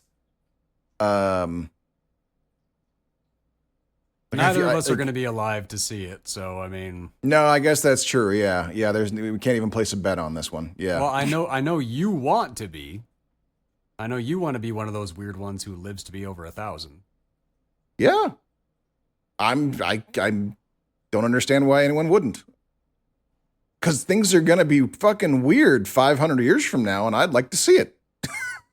Oh, well, I mean, sure, but I would like to be somebody born then. I would not like to be somebody who was born now, or, 40 years ago. If I wasn't an atheist and I believed in reincarnation, then maybe I'd settle for that, sure. But yeah, it's not so much that I believe in reincarnation or anything. I mean, I don't know. Like, I'm just here. I'm living. But it's kind of like when people ask, like, what do you think the point, like, the purpose to life is, or the secret to life, or all that? Mm-hmm. I feel like I know it for me. Sure. Like, the purpose of life is to live life. That is the whole fucking point. If you remove the end point, then I don't see the point in living. I disagree. Like, it's basically the whole premise of why do humans view the world as beautiful and all this, but gods can't see the beauty in anything anymore?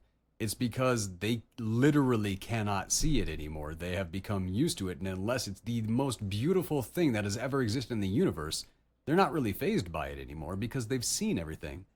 No part of me at all would ever want to live a life like that.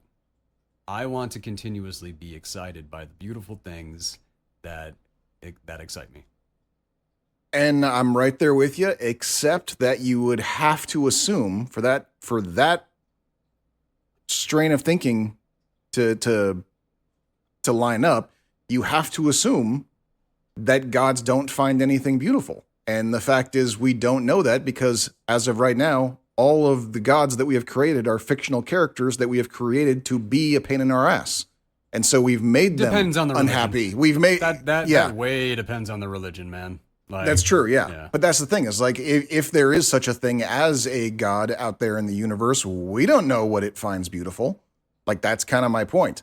Like, I'm willing to, like, you might say I'm even more agnostic than atheist, because I'm willing to say, like, okay, sure, yeah, there could be an afterlife, there could be reincarnation, there could be gods out there. But here's the thing. When it comes to gambling, I've got a bad history with that. I tend to lose. And so I'm just going to assume that none of that is true and live accordingly, because if I bet on an afterlife, I'm probably not going to get one because I don't do well with gambling.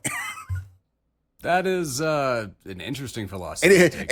Any afterlife that does exist may cease to exist as soon as I believe in it, because that's how fucking unlucky I tend to be. Like, that's like when you're in the slow lane on the freeway, and then you go into the other lane, and then that lane immediately slows down because you're in it. It's like, sorry guys. Exactly. I'm doing you a favor by being an atheist. All right. So on this waste disposal planet, Todd finds a guiding post and gets trapped in a quick dust storm, which, again, just setting up some things for later on. Passing through the graveyard, the style of that graveyard, very uneasy on me. I understood it, I appreciated it, but because of where the location was and the guiding rope went right between it, no matter what, when you went out into the world, you had to pass the dead, and I thought that was an incredible inclusion into the story that they never explained. They never alluded to. It was just shot. And that is the aspect of trusting your audience that I really, and that is trusting your audience is a big part of this movie. There is an ass ton of conversations that happen with no words, just shared expressions. And that is something that I really, really enjoyed about it, because that is a challenge not everybody can pull off. Kurt Russell did it with so much power behind his eyes, constantly. Like, I was just, every time I was looking at him, I was just completely engrossed in the performance that he was giving behind those eyes. Okay. Because I this is, I use the word singular quite often because I like it so much, but I can't think of another performance of Kurt Russell's where he played this character. Because he's so good at being funny. Like, can you think of another example where he played a character as similar to this one? Well, shoot, I'm on the spot. I'm forgetting every Kurt Russell movie I've ever seen. Like Snake Plissken? No. No. Not like, in my eyes, I think that's. Stargate. Shit. You have a very good point there. That like Stargate, like at the beginning of Stargate, he is basically this. Yes, he's this character, but with dialogue in a future. Like that's but that's the thing. Stargate, the most powerfully acted moment of this movie or of Stargate is when he is acting like this. He doesn't say a word. He's just sitting on his child's bed. Mm-hmm. Like that is the best acted scene in that movie from Kurt Russell, and we basically doing this. Yeah. We know Jack O'Neill's entire history in just a matter of seconds with no dialogue, just Kurt Russell in that moment. Yeah, no, I agree. That's some powerful shit. Yes. He finds the people and then he gets knocked by the wind and passes out. Brenda Whale as Hawkins is running the show as fear spreads across this small junkyard town. Todd is in the care of Connie Nielson, which most people are going to know her, I think, from Gladiator, as Lucilla. Most Zillennials, probably as Queen Hippolyta in Wonder Woman. Okay, yeah, that makes sense. She played Wonder Woman's mom, and kind of just refuses to not kill it. Yeah, that's true. Yeah.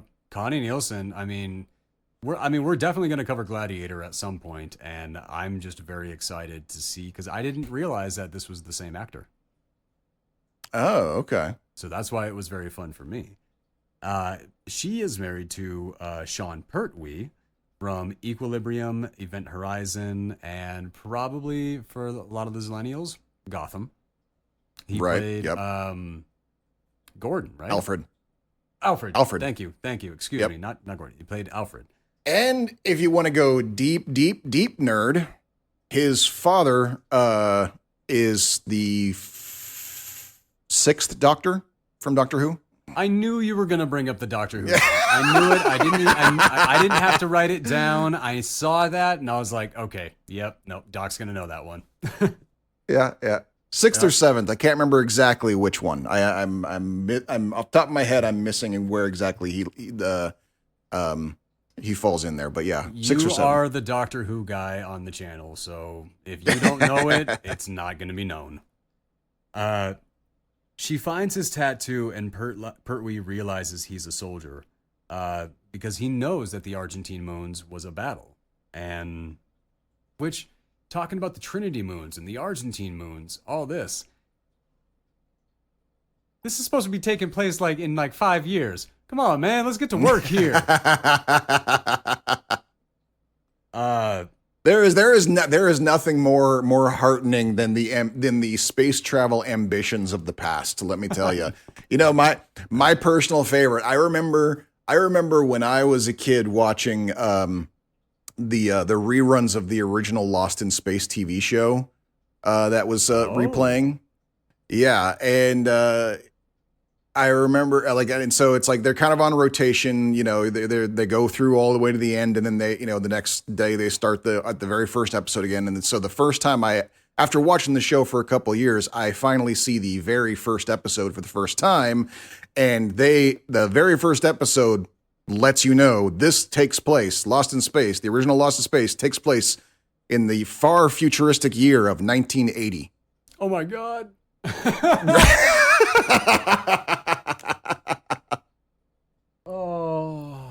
We had such high hopes, man. We really thought we were going to kill it. We really did. We really did. We landed on the moon and we went, all right, we're good. Yeah, exactly. We got this. We got this. Yeah. Yeah. No, yeah. Oh, God, how that is so disheartening. Oh, Jesus.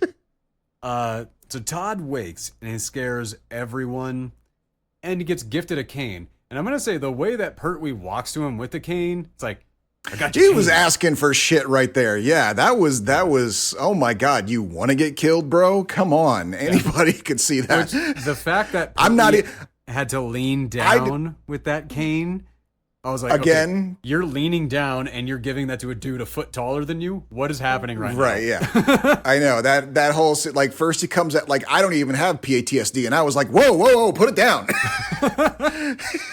No, that was, and, But then, yeah, and then he goes to show him how it works, and it's like, dude, you gave him a crutch for Tiny Tim. What are you doing? Yeah, that was kind of one of those things. I was just laughing. I was like, okay, missed the mark, dumb, but maybe intentional. I don't know. But to me, it was just like, okay, this is a very dumb guy. It's character building. We're seeing here that Pertwee's character is a dumbass. Is that what you're saying? More kind of like lovable, but not quite all there. Like, a little bit goofy. Like, he's given his son raspberries and like is completely shocked to shit that just from that wild noise and all the laughter, a guy wakes up from 6 feet away. Like, he's clearly not the smartest peanut in the turd. Right. Like, so like that kind of showed me as that, but he definitely was a character with high integrity, solid morality, and I very much enjoyed his character. Everybody freaking out about how did he get here and all this. And I did appreciate that people were telling him, like, man, sit down. You let the man eat. And then when he's like, we're all curious. And they're like, even the one who was like defending Todd against like, and trying to get people to let him eat. Right. Like, you could see it all over his face. He wanted to be the one who was fighting to give the man peace. But even he was curious. And the look, the literal physical acting of this and just what was on people's faces in this makes this such a beloved movie in my eyes. Like, okay. The amount of challenge that is hit for that. There's a reason every fucking actor in this movie is a top tier performer. None of them. That's true. None of the side characters are like, they all went places. All of them. No, that's true. It takes so much more effort to cast a feeling than it is to say something. Yeah. And I got high praise for everybody who pulled that off in this. Him saying, I was replaced. And then just all that, like, that just turned to my gut every time he had anything to say. It broke my heart. And I did appreciate that. Yeah, there was that scene where he's just staring at Connie Nielson's chest and all that, and she like looks at him and he's just like staring. He's like he's trying. He literally has no self. Like, his discipline has never been in that vein. Right. Yeah. Like, he was basically a 13-year-old in that situation. And yeah. Yep. They didn't really go into detail over that, but if you realized it, it was incredibly hilarious. At least it was for me. Anything, Doc? Nope. No. I know this one. This one wasn't one for you, I guess. Yeah. I don't disagree with anything you're saying. I just, in the moment where I was watching this movie, none of it struck a chord with me. I was just wholly unimpressed from beginning to end. And I cannot explain why. Everything you're saying right now is true.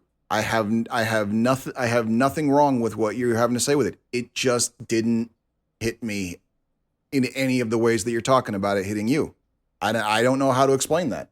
Well, we've talked about that a few times on the show. I mean, we come with two wildly different perspectives.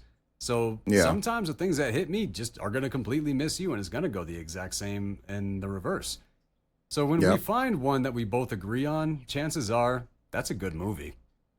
No, it's true. Yeah, I would say so. But fair enough. And that line where she says, you know, who would want to fight for a godforsaken place like this?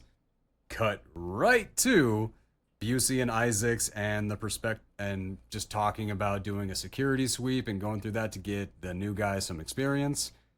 And yeah, the perspective on Busey and Isaac's dynamic, in my eyes, was very well crafted, because Busey is the necessary evil. Isaacs was the just flat out evil. Like, that was the thing. When you have a war, you want warriors. You need warriors. That is just the thing. If you are the side who is just all peaceful and everything like that, then the side who isn't peaceful is just going to mow you down and you're going to lose.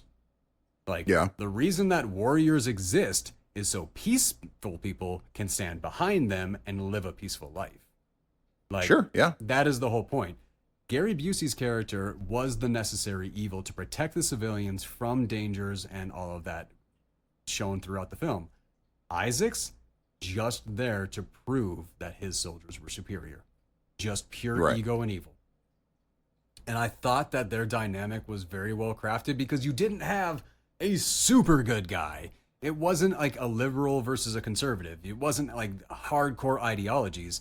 It was the same ideologies going over how to execute towards those ideologies. And that was and that kind of conflict is a much more interesting one to me. And they do keep it very kind of middle of the road. I noticed that, even though, like, when we're seeing the montage of his military experience, it does like appear that whoever it is he's fighting against, they are wildly outclassed, because they're just getting mowed down by him and his buddies. They are the wildly superior soldiers. So it does kind of imply that there's a conquering going on, especially, like I said, we get the foreshadowing of year zero. We get the shadowing of year zero.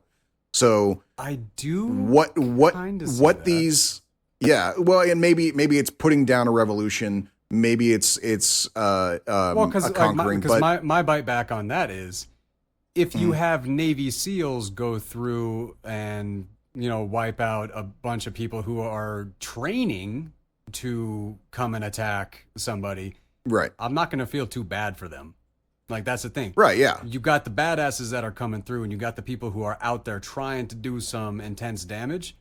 They just get killed before they get the chance to. And that's, Well, and like I said, it's kind of kept a little ambiguous, you know. And that's the thing. It was very ambiguous. Like, I have literally no idea who is right between the two of us here. Right. And the first, like, sign of sides of any kind of right and wrong sides we get is later on, when he has that flashback of the one, like, the one civilian he saved. Yeah. You know, where, you know, it was one of the enemy soldiers that came out of nowhere and started mowing down civilians, and he took that guy out. That's the first clue that we've gotten of any kind that there is any sort of righteousness to what he's been doing up to this point. And even then, it's a tiny one, because that is bumped right up against, like what we described before, that he was trained to shoot through civilians anyway, you know, which we do see him do in action during that early montage. Like, there is a wild amount of ambiguousness going on. Same thing with when we are talking about our evil. Go ahead. Our evil dude, like, you know, if they wanted to paint this as a fully fascist regime, then why would he tell the guy, you know, when you dump them off, make sure you mark this down as an accident or something like that? Why would they need to cover it up? So there is some sort of oversight and accountability in place here that he's just not following in order to prove his point. So it's like, there is. Go ahead. Damn it. No, I was just putting a cap on it, that it's like, there is no, like, yeah, these are, you know, this kind of army or this kind of government. It's just, we're kind of given this sort of, like, this is a military, and these are the military people, and this is just kind of like where it goes from there. That's where I was thinking that this is not the military. This is a specialized operation. That's where that's where I was thinking that this was going. This was a, like, specialized strike force, that this is not how the totality of the military is put together. This is a specialized group that has been focused on, and they go to do the harshest of battles and things Okay. like that. That was how I kind of I saw. So that these out. guys were the IMF, is what you're saying? Yes. Okay. Like these guys were the top tier of the top tier from birth, straight like all the way through, everything like that. They were like made to be this way because, well, effective. And Okay. that's the thing. Like in peacetime, you don't really want to talk about how you need effective soldiers and what kind of people those effective soldiers are. Mm-hmm. They're not the Yep. people you want have coming over for dinner and drinks. They just aren't. Most of them are not the kind of people that you want in society. However, when shit hits the fan, those are the ones you go looking for. Yep. Because those are the ones that keep you alive. So, like, that's where I like a world where people can bitch about warriors, but I'm still gonna appreciate the fact that they exist. Okay, yeah, sure. And 100%. I've said before about how, you know, it is the, you know, it's the takes all kinds, you know, the all different kinds of people. I've gone on this rant before, like if all of humanity were just one kind of person, you know, good or bad, you know, peaceful or warrior, it's like we wouldn't be the titans of planet Earth that we are today. Part of one of our greatest. Honestly, I don't think life would even be worth living if we were so homogenistic. That's the thing. It's like we are our one evolutionary trait that has made us the kings of planet Earth is the fact that we are so wildly different from each other in every single way. Is that it doesn't matter what crazy job you need done. Somewhere is a person who will enjoy doing it. So and that is the thing. That's yeah. Teaching Todd to garden and the dangers of Chekhov's snake. I did appreciate this scene. It was nice. I know you didn't really like Connie Nielson's scenes, but every scene that Todd had with her, I felt his epic struggle that he was going through because he cannot show emotion. He does understand the relationship between Nielson and Pertwee. He does, right? But he has never had a pull like this, and he is fighting. Like I felt his internal integrity and morality battle that was going on every time he saw her. Like I felt like just pages of dialogue in his eyes and her eyes that were shared between them. That was just,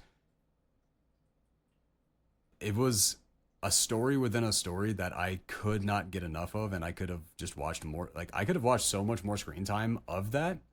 But okay, different movie. Out salvaging with a cheery Michael Chiklis. Always weird for me to see Michael Chiklis happy. You've seen The Shield? Yeah, no, he's America's grumpy uncle. No, I understand. Yeah. Yeah, so like, and he has such a charming and warm and joyous personality when he is happy. I didn't recognize him at first. It took a while for me to recognize him because, yeah, you don't recognize him when he's smiling. Really? No, you don't. Like he is that good. I really enjoyed it. Yeah. And then that moment where he's got to save Chiklis, and just how you get 10 people all trying to pull us away, and then you just see Kurt Russell just, don't worry guys, I got it. Just super strong. Great scene.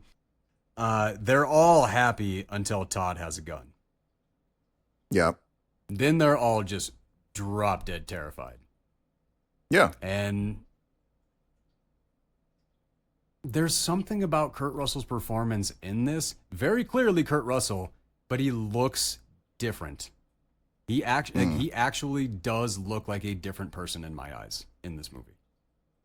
There's something about it. The performance that he gave, in my eyes, he actually does transform in this movie. Okay. But that is, montage of Todd learning about love from Nielson and Pertwee. It does set up a solid conflict that we've talked about. Nielson digging in on his feelings and then finding out that the literal only things that he feels is fear and discipline. all the time. Yeah. That is all he feels, fear and discipline. And it makes all the sense to that character.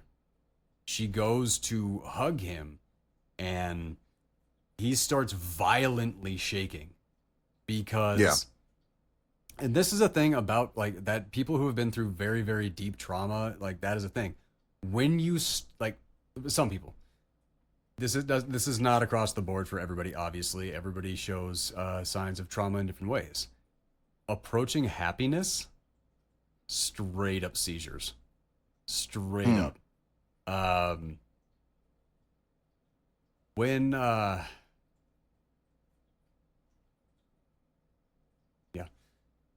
when I was like at one of the hardest points of my life and all that, and I was starting to come out of it, I was happy, and when I would wake up in the morning, I was shaking so much that it basically gave the bed magic fingers.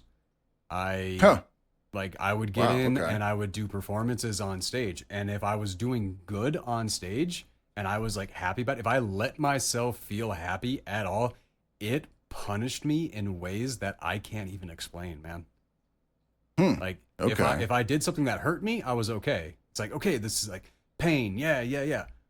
And so all the things that I have to do to earn my way to getting something, I can do all of that, no problem. Once it comes time for the reward, I am completely trashed. I do not know how to accept the benefits of my work. That is something I really need to work on right now.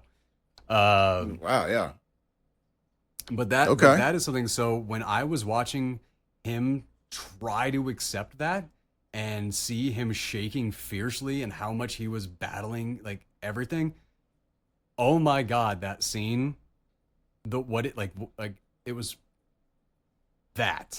was a perfect scene.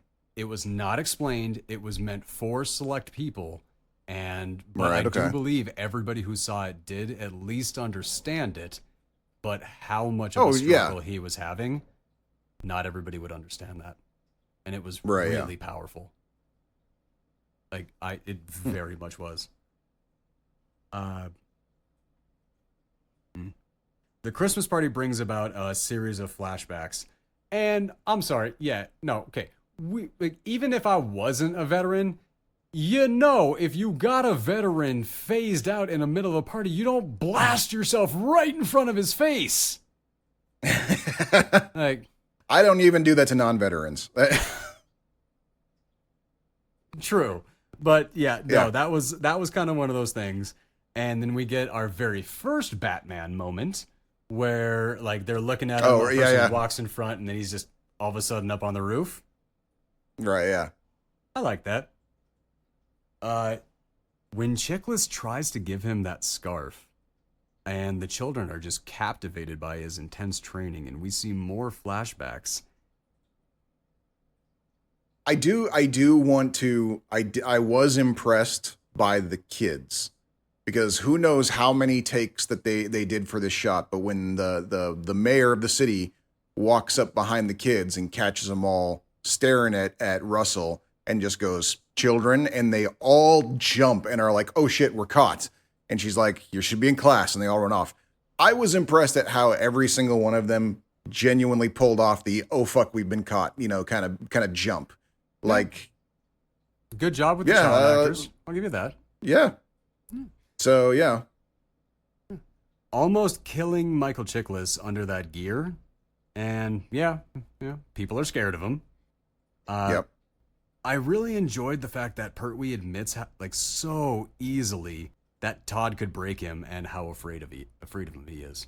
The fact that he wasn't trying to be tough with his lady or anything like that, but he was actually being honest, that level of vulnerability, I really enjoyed the dynamic between Pertwee and Nielson in this. Yeah, well, and it's interesting. It's like you mentioned before about the thing with Russell's character, him displaying no ego. Like, he knows exactly what he's capable of. He knows he's doing his best. He doesn't get an ego when he gets passed by the other guy, and I think that was the other side of the coin. Pertwee's basically same thing. This is a guy with zero ego. He just happens to be the passive version of zero ego. Yeah, he knows where he's at. He's on a planet. He's on a garbage planet, raising a family. He's in love. He's got a kid. He's got nothing to prove to anybody. There's no one for him to prove to, Yeah. and that's and I think that's kind of what's going on there is he also like Russell has no ego. And so yeah, he's just straight up honest about every part of this. And I think that also helps too, later on when the realization comes that they made a mistake. There's no delay there. There's no conflict. He's just like, oh, we fucked up. Better go fix it now. And he's out the door, Yeah. No. Wakes up to teach the kid to kill that snake.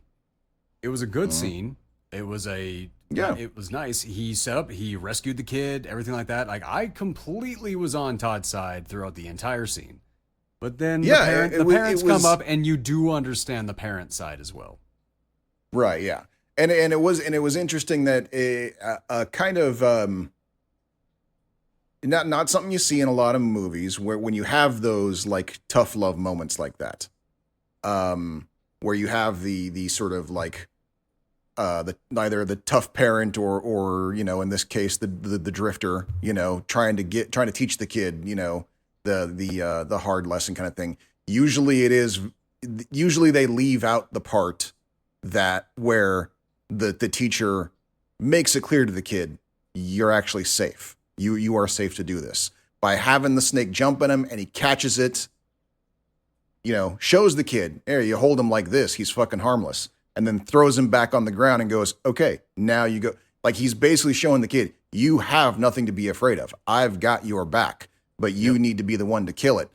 We see scenes like this in movies all the time. They usually don't have that part. They usually just have the part of the tough love person going like, no, you have to do this. Stop crying. That did not happen here. There was a genuine and true heartfelt attempt at helping this kid get over his fear, and yeah. And I the thought that aspect it was, of two characters, one character who cannot talk and one character who does not talk, those two together had like every single moment that they shared together was wildly powerful.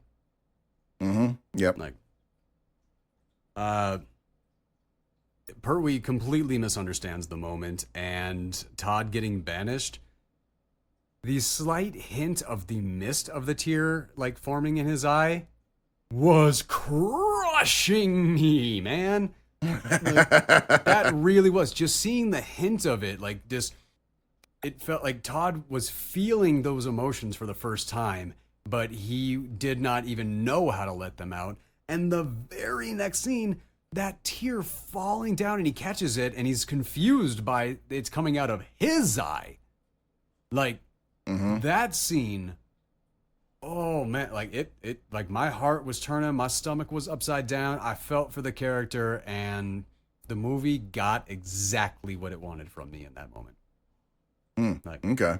Absolutely. Right. And the Space Force is on its way. Interestingly enough, last week I met my very first member of the very first member of Space Force that I've met yet. Oh yeah. Was he wearing camo? He was. Which, if he's going Did you into ask space, he should probably just be wearing a black suit. Right. I was gonna say that was when they unveiled the uniforms, and that's the first thing I saw. I was like, why are the Space Force uniforms green camo? Why in God's name? Whatever, man. Just whatever. I'll tell you why. I'll tell you why it is because the government's been lying to us. Stargates are real, and we are invading the Jaffa homeworld. That's why. Drop me off. But now Pertwee sees the value in what Todd was showing the boy when the boy comes in and saves them from a snake that was crawling in their bed. I love that. He says, like, we voted wrong, seeing the error of his ways, and going off to find him. I loved the fact that they didn't give a chance for Todd to react to the apology. I thought that was clever. I liked that they actually gave Pertwee the chance to apologize before they killed him. Yeah. They're like, again, another thing, we see this happen in all kinds of movies, and in 9 times out of 10, Pertwee's character would have been killed on the way to giving the apology, and that would have been like, you know, a later on conflict where even though they meant to undo their mistake, they didn't get a chance to in time, and now, sure, he's still going to save the day, but he's going to be a dick about it because you guys, none of you all apologized yet, and they're like, but we meant to. It's just the invasion was coming, you know, but they didn't do that in this one. You in this really one, got that Casey Affleck voice like forming up, man. I was going for Kermit the Frog, but okay. I know, and last time you tried to do Affleck, you did Kermit.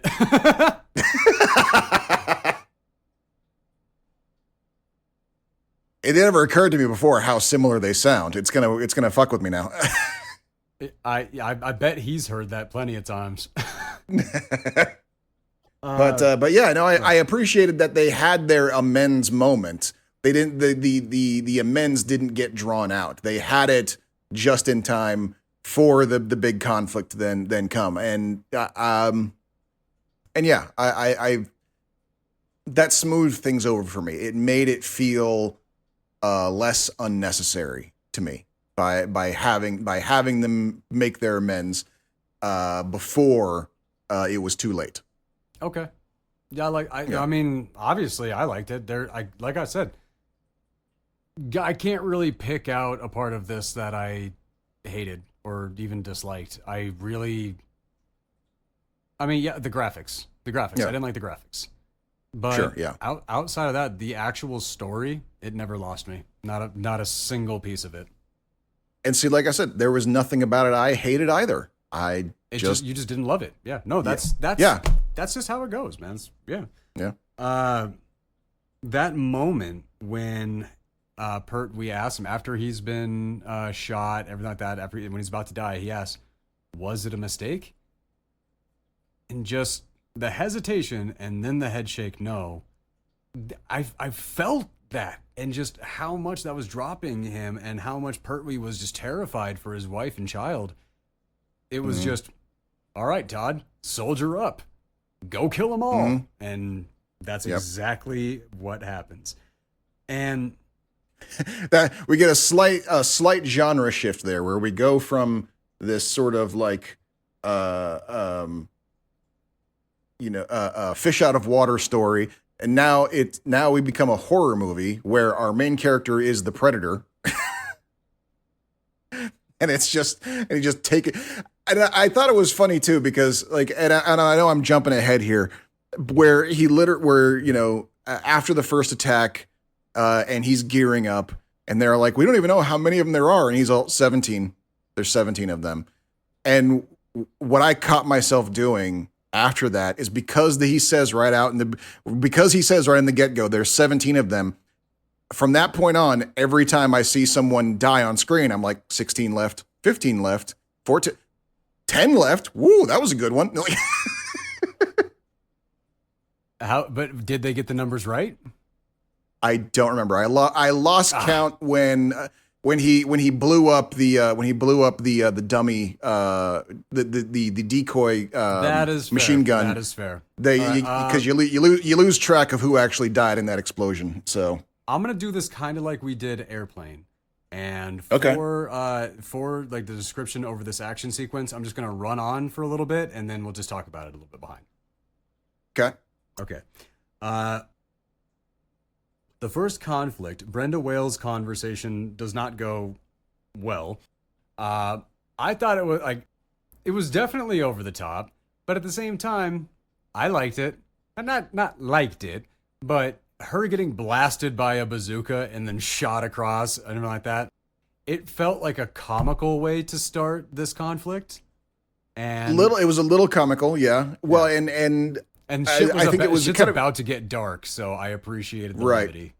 It was kind of a 1-2 punch to have both Pertwee and her just offed like that. You know, that was unexpected.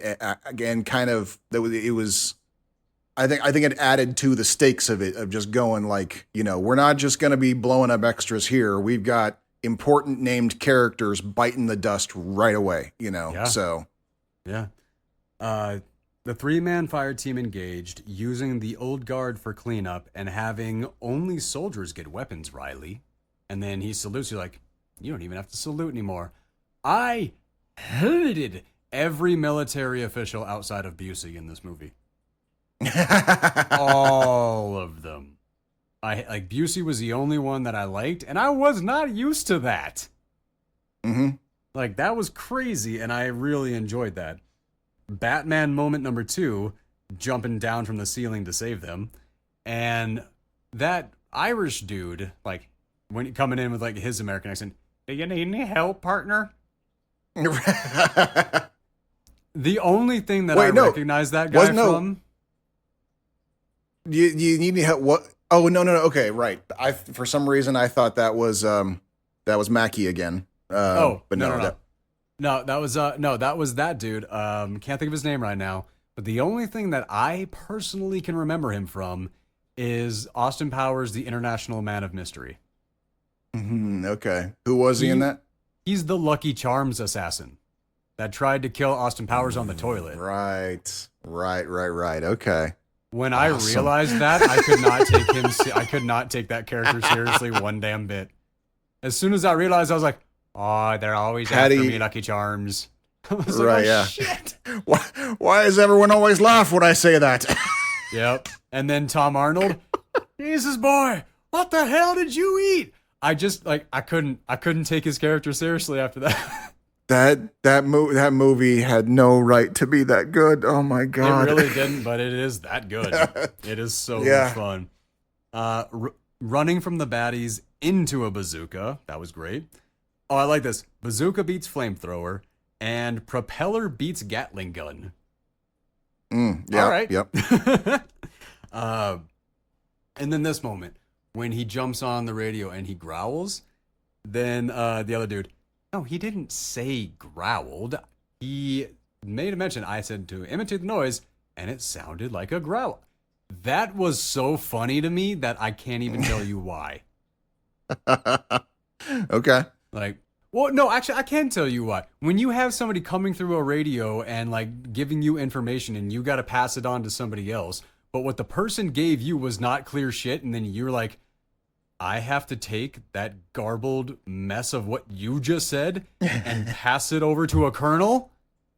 Fuck you! I'm gonna take all the heat for this shit.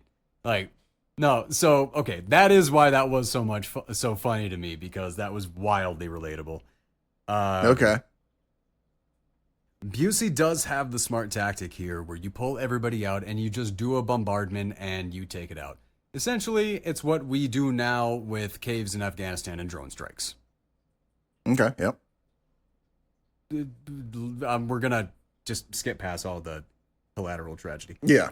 The whole scene about soldiers deserve soldiers, sir. That line got me. That line got me in a very solid way, because it's like, you're right. So you are going up, you are going to do something. And basically you're saying that you're not going to dishonor the death of these soldiers, but you're going to give them a proper death that they deserve. And I liked that. I did like that. And I also appreciated the fact that he felt it was his responsibility to do that, because his failure at the beginning of the movie is what led to them being there. Right. So I appreciated that he took that all on himself, and that he felt that level of responsibility, and that he carried the understanding that anybody who tried to help him was probably going to die anyway. Right. So everything about it lined up for me. Todd is on the guerrilla warfare. That graveyard scene, I don't remember if they had an image of that snake pit earlier in the movie, but it was a fun inclusion at that point. Yeah. They let us know that there were snakes on this planet. They were poisonous, they were bad, and they are apparently fucking everywhere, because they keep getting into everybody's bedroom. And so, yeah, it was kind of like a realization all at once of, oh, he found a bunch of the snakes and he put them all in one place just for these guys somehow, you know? Oh, no, I didn't think that. No, I thought that Oh. whenever they found a snake, if they didn't kill it, they tossed it into that pit, and it was like low enough that they wouldn't be able to crawl out. That's what I thought. I thought it was like a snake disposal pit. Well, yes, yeah. But it wasn't explained. I guess I didn't give it that much. Yeah, it wasn't explained. I assumed that he had made it somehow, probably even like over time. Like he was the one collecting the snakes and throwing them in the pit. And he was only there for about a month. He was only there for about a month. Yeah. Like okay. they said those ships come back every 20 to 30 days, and it was about 20 to 30 days, and they came. Okay. Yeah. They came. Or, so just the Space Force came with the dumping vessels like right after. That's right. Yeah. So I guess it was just a convenient place where the snakes were for some reason. Like all we need to know, yeah. All we needed to know was that there are snakes on this planet and they suck. So getting caught with a bunch of them, you're fucked. Talking about him being the predator, when he was hiding in the dark and came out just to stab him in the eye and then go back into the dark, loved it. Yep. Luring them to that bomb, loved it. Going into the water and like being under all the flamethrower and all that coming out of it, loved that too. Every single part of this made sense strategically as a filmmaker, as the character. Every single part of this action sequence made sense, which made it an even better action sequence. Sometimes they're cool just to see an action sequence get done, but it is so much better when every part of it actually makes sense to the story, and not one part of this did not make sense to the story. Busey tossing that line in, maybe you should have made him smart instead of fast. Dude. I think this might be my favorite Busey movie. Because everything he says, I love. Okay. And it's not just that it's a fun thing for him to say. I actually love it. Mm-hmm. Like, I really enjoyed that. Todd driving right towards Kane while continuously saying affirmative to changing course. That was great. That was clever. Yeah, I like that. Yeah, I really enjoyed that. I remembered that from the last time that I watched this movie, and as I was just delighted as the scene was happening because I knew where it was heading, and just how like Kane was like, we're just taking care of business. All this, these things can't take a chance. They don't stand a chance against us. All this, and then like, you're on a collision course with me. Affirmative. Dude, his delivery on Kurt Russell's delivery in every line in this movie was solid gold. I absolutely will stick with that. Then he jumps on the radio to tell the other dude, your men are obsolete. That in Kurt Russell's grumble voice. Yeah. What happens to Isaacs at the end of the movie? I'd pee myself too if I was facing that dude. I could see losing some bladder control. 100%. Kane lives, steroid time, and honestly, he had kind of a scary ass walk. Like Dolph Lundgren in Universal Soldier, but just with a little less crazy and a little more just psychopathy. Right, yeah. Well, and it kind of reminded me of like, what was the stuff it was a short-lived thing, but I remember that was one of the Nazis' tricks. All the Nazi soldiers had like some kind of like super amphetamine drug where they basically were like, if you're about to go down, if you're about to go down, pop this and breathe it in, and basically you're still gonna die, but you'll have such a berserker rush of adrenaline before you do, you might take out 3 or 4 more enemy soldiers before you die, kind of thing. That's what that reminded me. I figured that was what was going on here. I was like, oh, this is his berserker run. Okay, yeah. Yep. The final fight, Todd knew before he saw him, and there was a close-up on something, and I didn't really understand the close-up, so maybe I missed something there. But I kind of got that sense that Todd just knew. Like, he just kind of... Or something, yeah. Got that, yeah. Todd wins this battle with ingenuity. again, should have made him smarter instead of faster. Because Todd completely, he sets the trap, he sets the bait, he guides him into it, and then he takes him out perfectly with it. I did appreciate that. Yeah, he eyeballs the weapon and tricks the guy into going for the weapon that he thinks he's going to go for, and instead uses that second to get him with the weapon he didn't see. Yeah. No, which was technically not a weapon, but unless you're smart. Well, that's the thing. Like, it was like using the propeller like that. That is what I really enjoyed about that. It was the ingenuity that came through it, which was a line that Busey came through earlier in the movie about ingenuity being. Wait a minute. No, that was in Fear of the Black Hat. That I was about to quote Fear of the Black Hat. All right. Did these too close. Holy shit. And then it's time for the planet killer bomb. Which, whatever. Yeah, why not? Sure. Yeah. I mean, like, because it's not like you're going to answer to the garbage dumping company that's been using that planet this whole time or anything like that. I mean, realistically, whatever. Todd reunites with Riley and they assume control. Now, Riley is the one that I was talking about. Uh-oh, where am I at? Riley is the one that I was talking about. That is Jacob Black. No lines in this movie. However, he did give a memorable performance because everything that was behind his eyes, I understood every single line that he was not saying, but I understood every single thing that he was saying. And I really enjoy. Like, I really wanted to give a shout out to him because he really carried that performance quite well. Isaacs wants to leave, but Busey is the morally superior one in this. Don't abandon your men. Which it makes me wonder how it would have shaken out if Busey didn't die when Todd came back. If Busey would have been there when Todd returned. It kind of makes me wonder. That's a good question. What would have happened, and if like Busey would have shaken off with all of them and been the good guy and like been the commander of a better military unit. Because no matter what, he was getting court-martialed after that. He was not going to be like serving after that. This was his final like moment as a military service member with Busey. If he didn't die disobeying Isaacs the way that he did, that still would have gotten him killed. Huh. Okay. Because that's disobeying a direct order, which is dereliction of duty, which in today's military is still punishable by death. Wow. Okay. Yeah. No, that is still a thing. Even if it's disobeying an illegal order, because I think that was the argument that he was having, is because he was arguing that these were civilians and it was illegal to order the destruction of the planet. The civilians were basically already dead. That what was illegal about that had already taken place. Going in and attacking them at all was illegal. So, I don't know. It's a different world. Like, the world building didn't really tell us the rules of engagement or anything like that. So, right. Okay.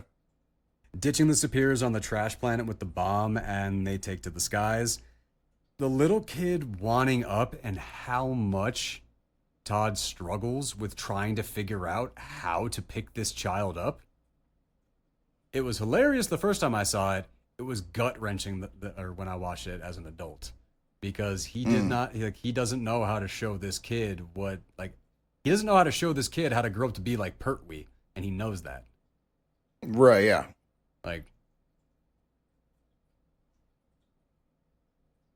And I very much really appreciated that the movie did not end with Nielson next to Russell. Her husband just fucking died. Thank God they didn't. Right, yeah. That would have been a massive cop-out. Yeah, no, I agree.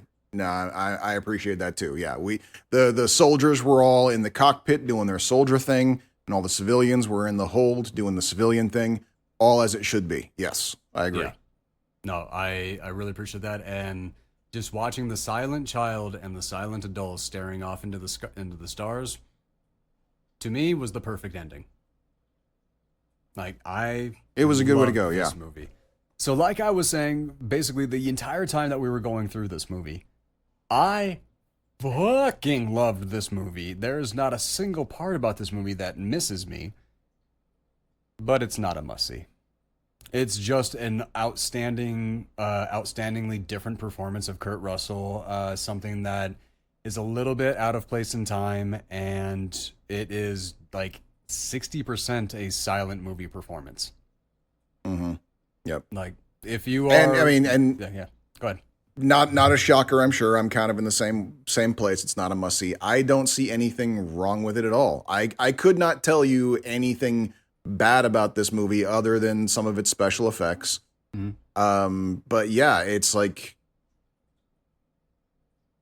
it was an okay film. I would not recommend anyone take the time out of their day to go search it out. Yeah. Oh, heavily disagree. I know dozens of people that I would send to go watch this movie. I'm just not going to classify it as a must-watch. Okay. Like, it is it will entertain the shit out of the right people, and there are tons of people who are the right people for this. But it is not, there is no giant perfect performance, something that is going to stand the test of time or anything like that. None of that.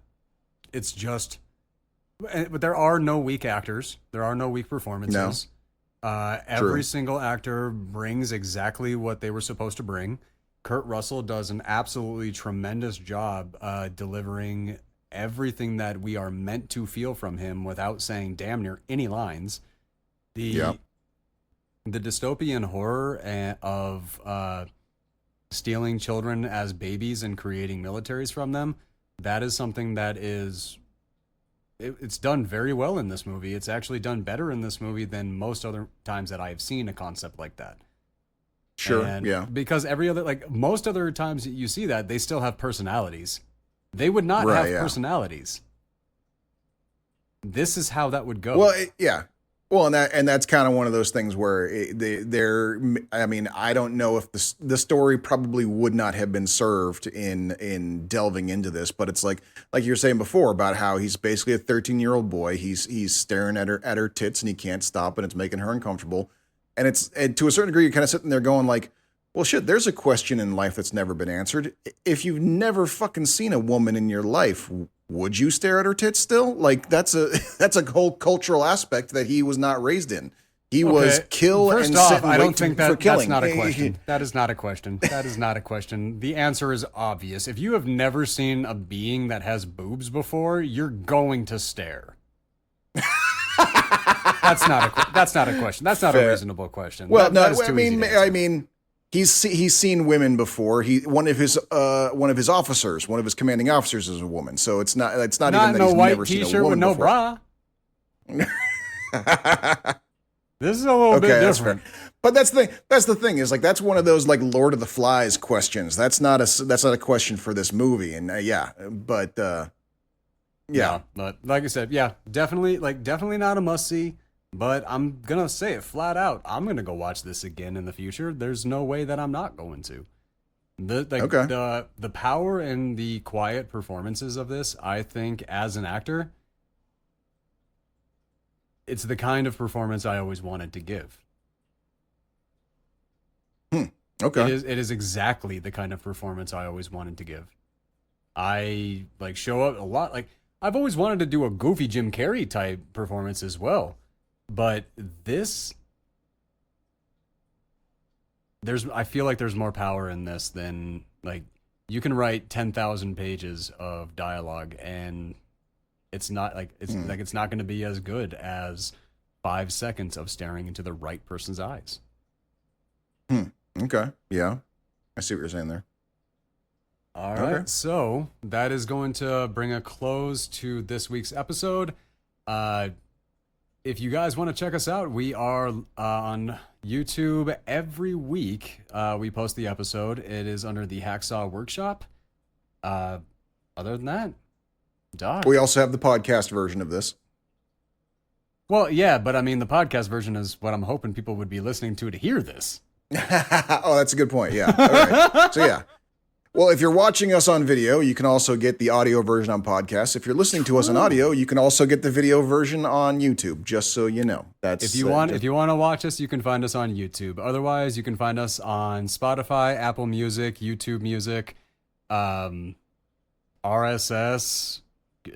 We're everywhere. Like, if you want to find us, you can find us. Other than that, we are on the podcast networks, yes. Doc, do you have anything left for this episode?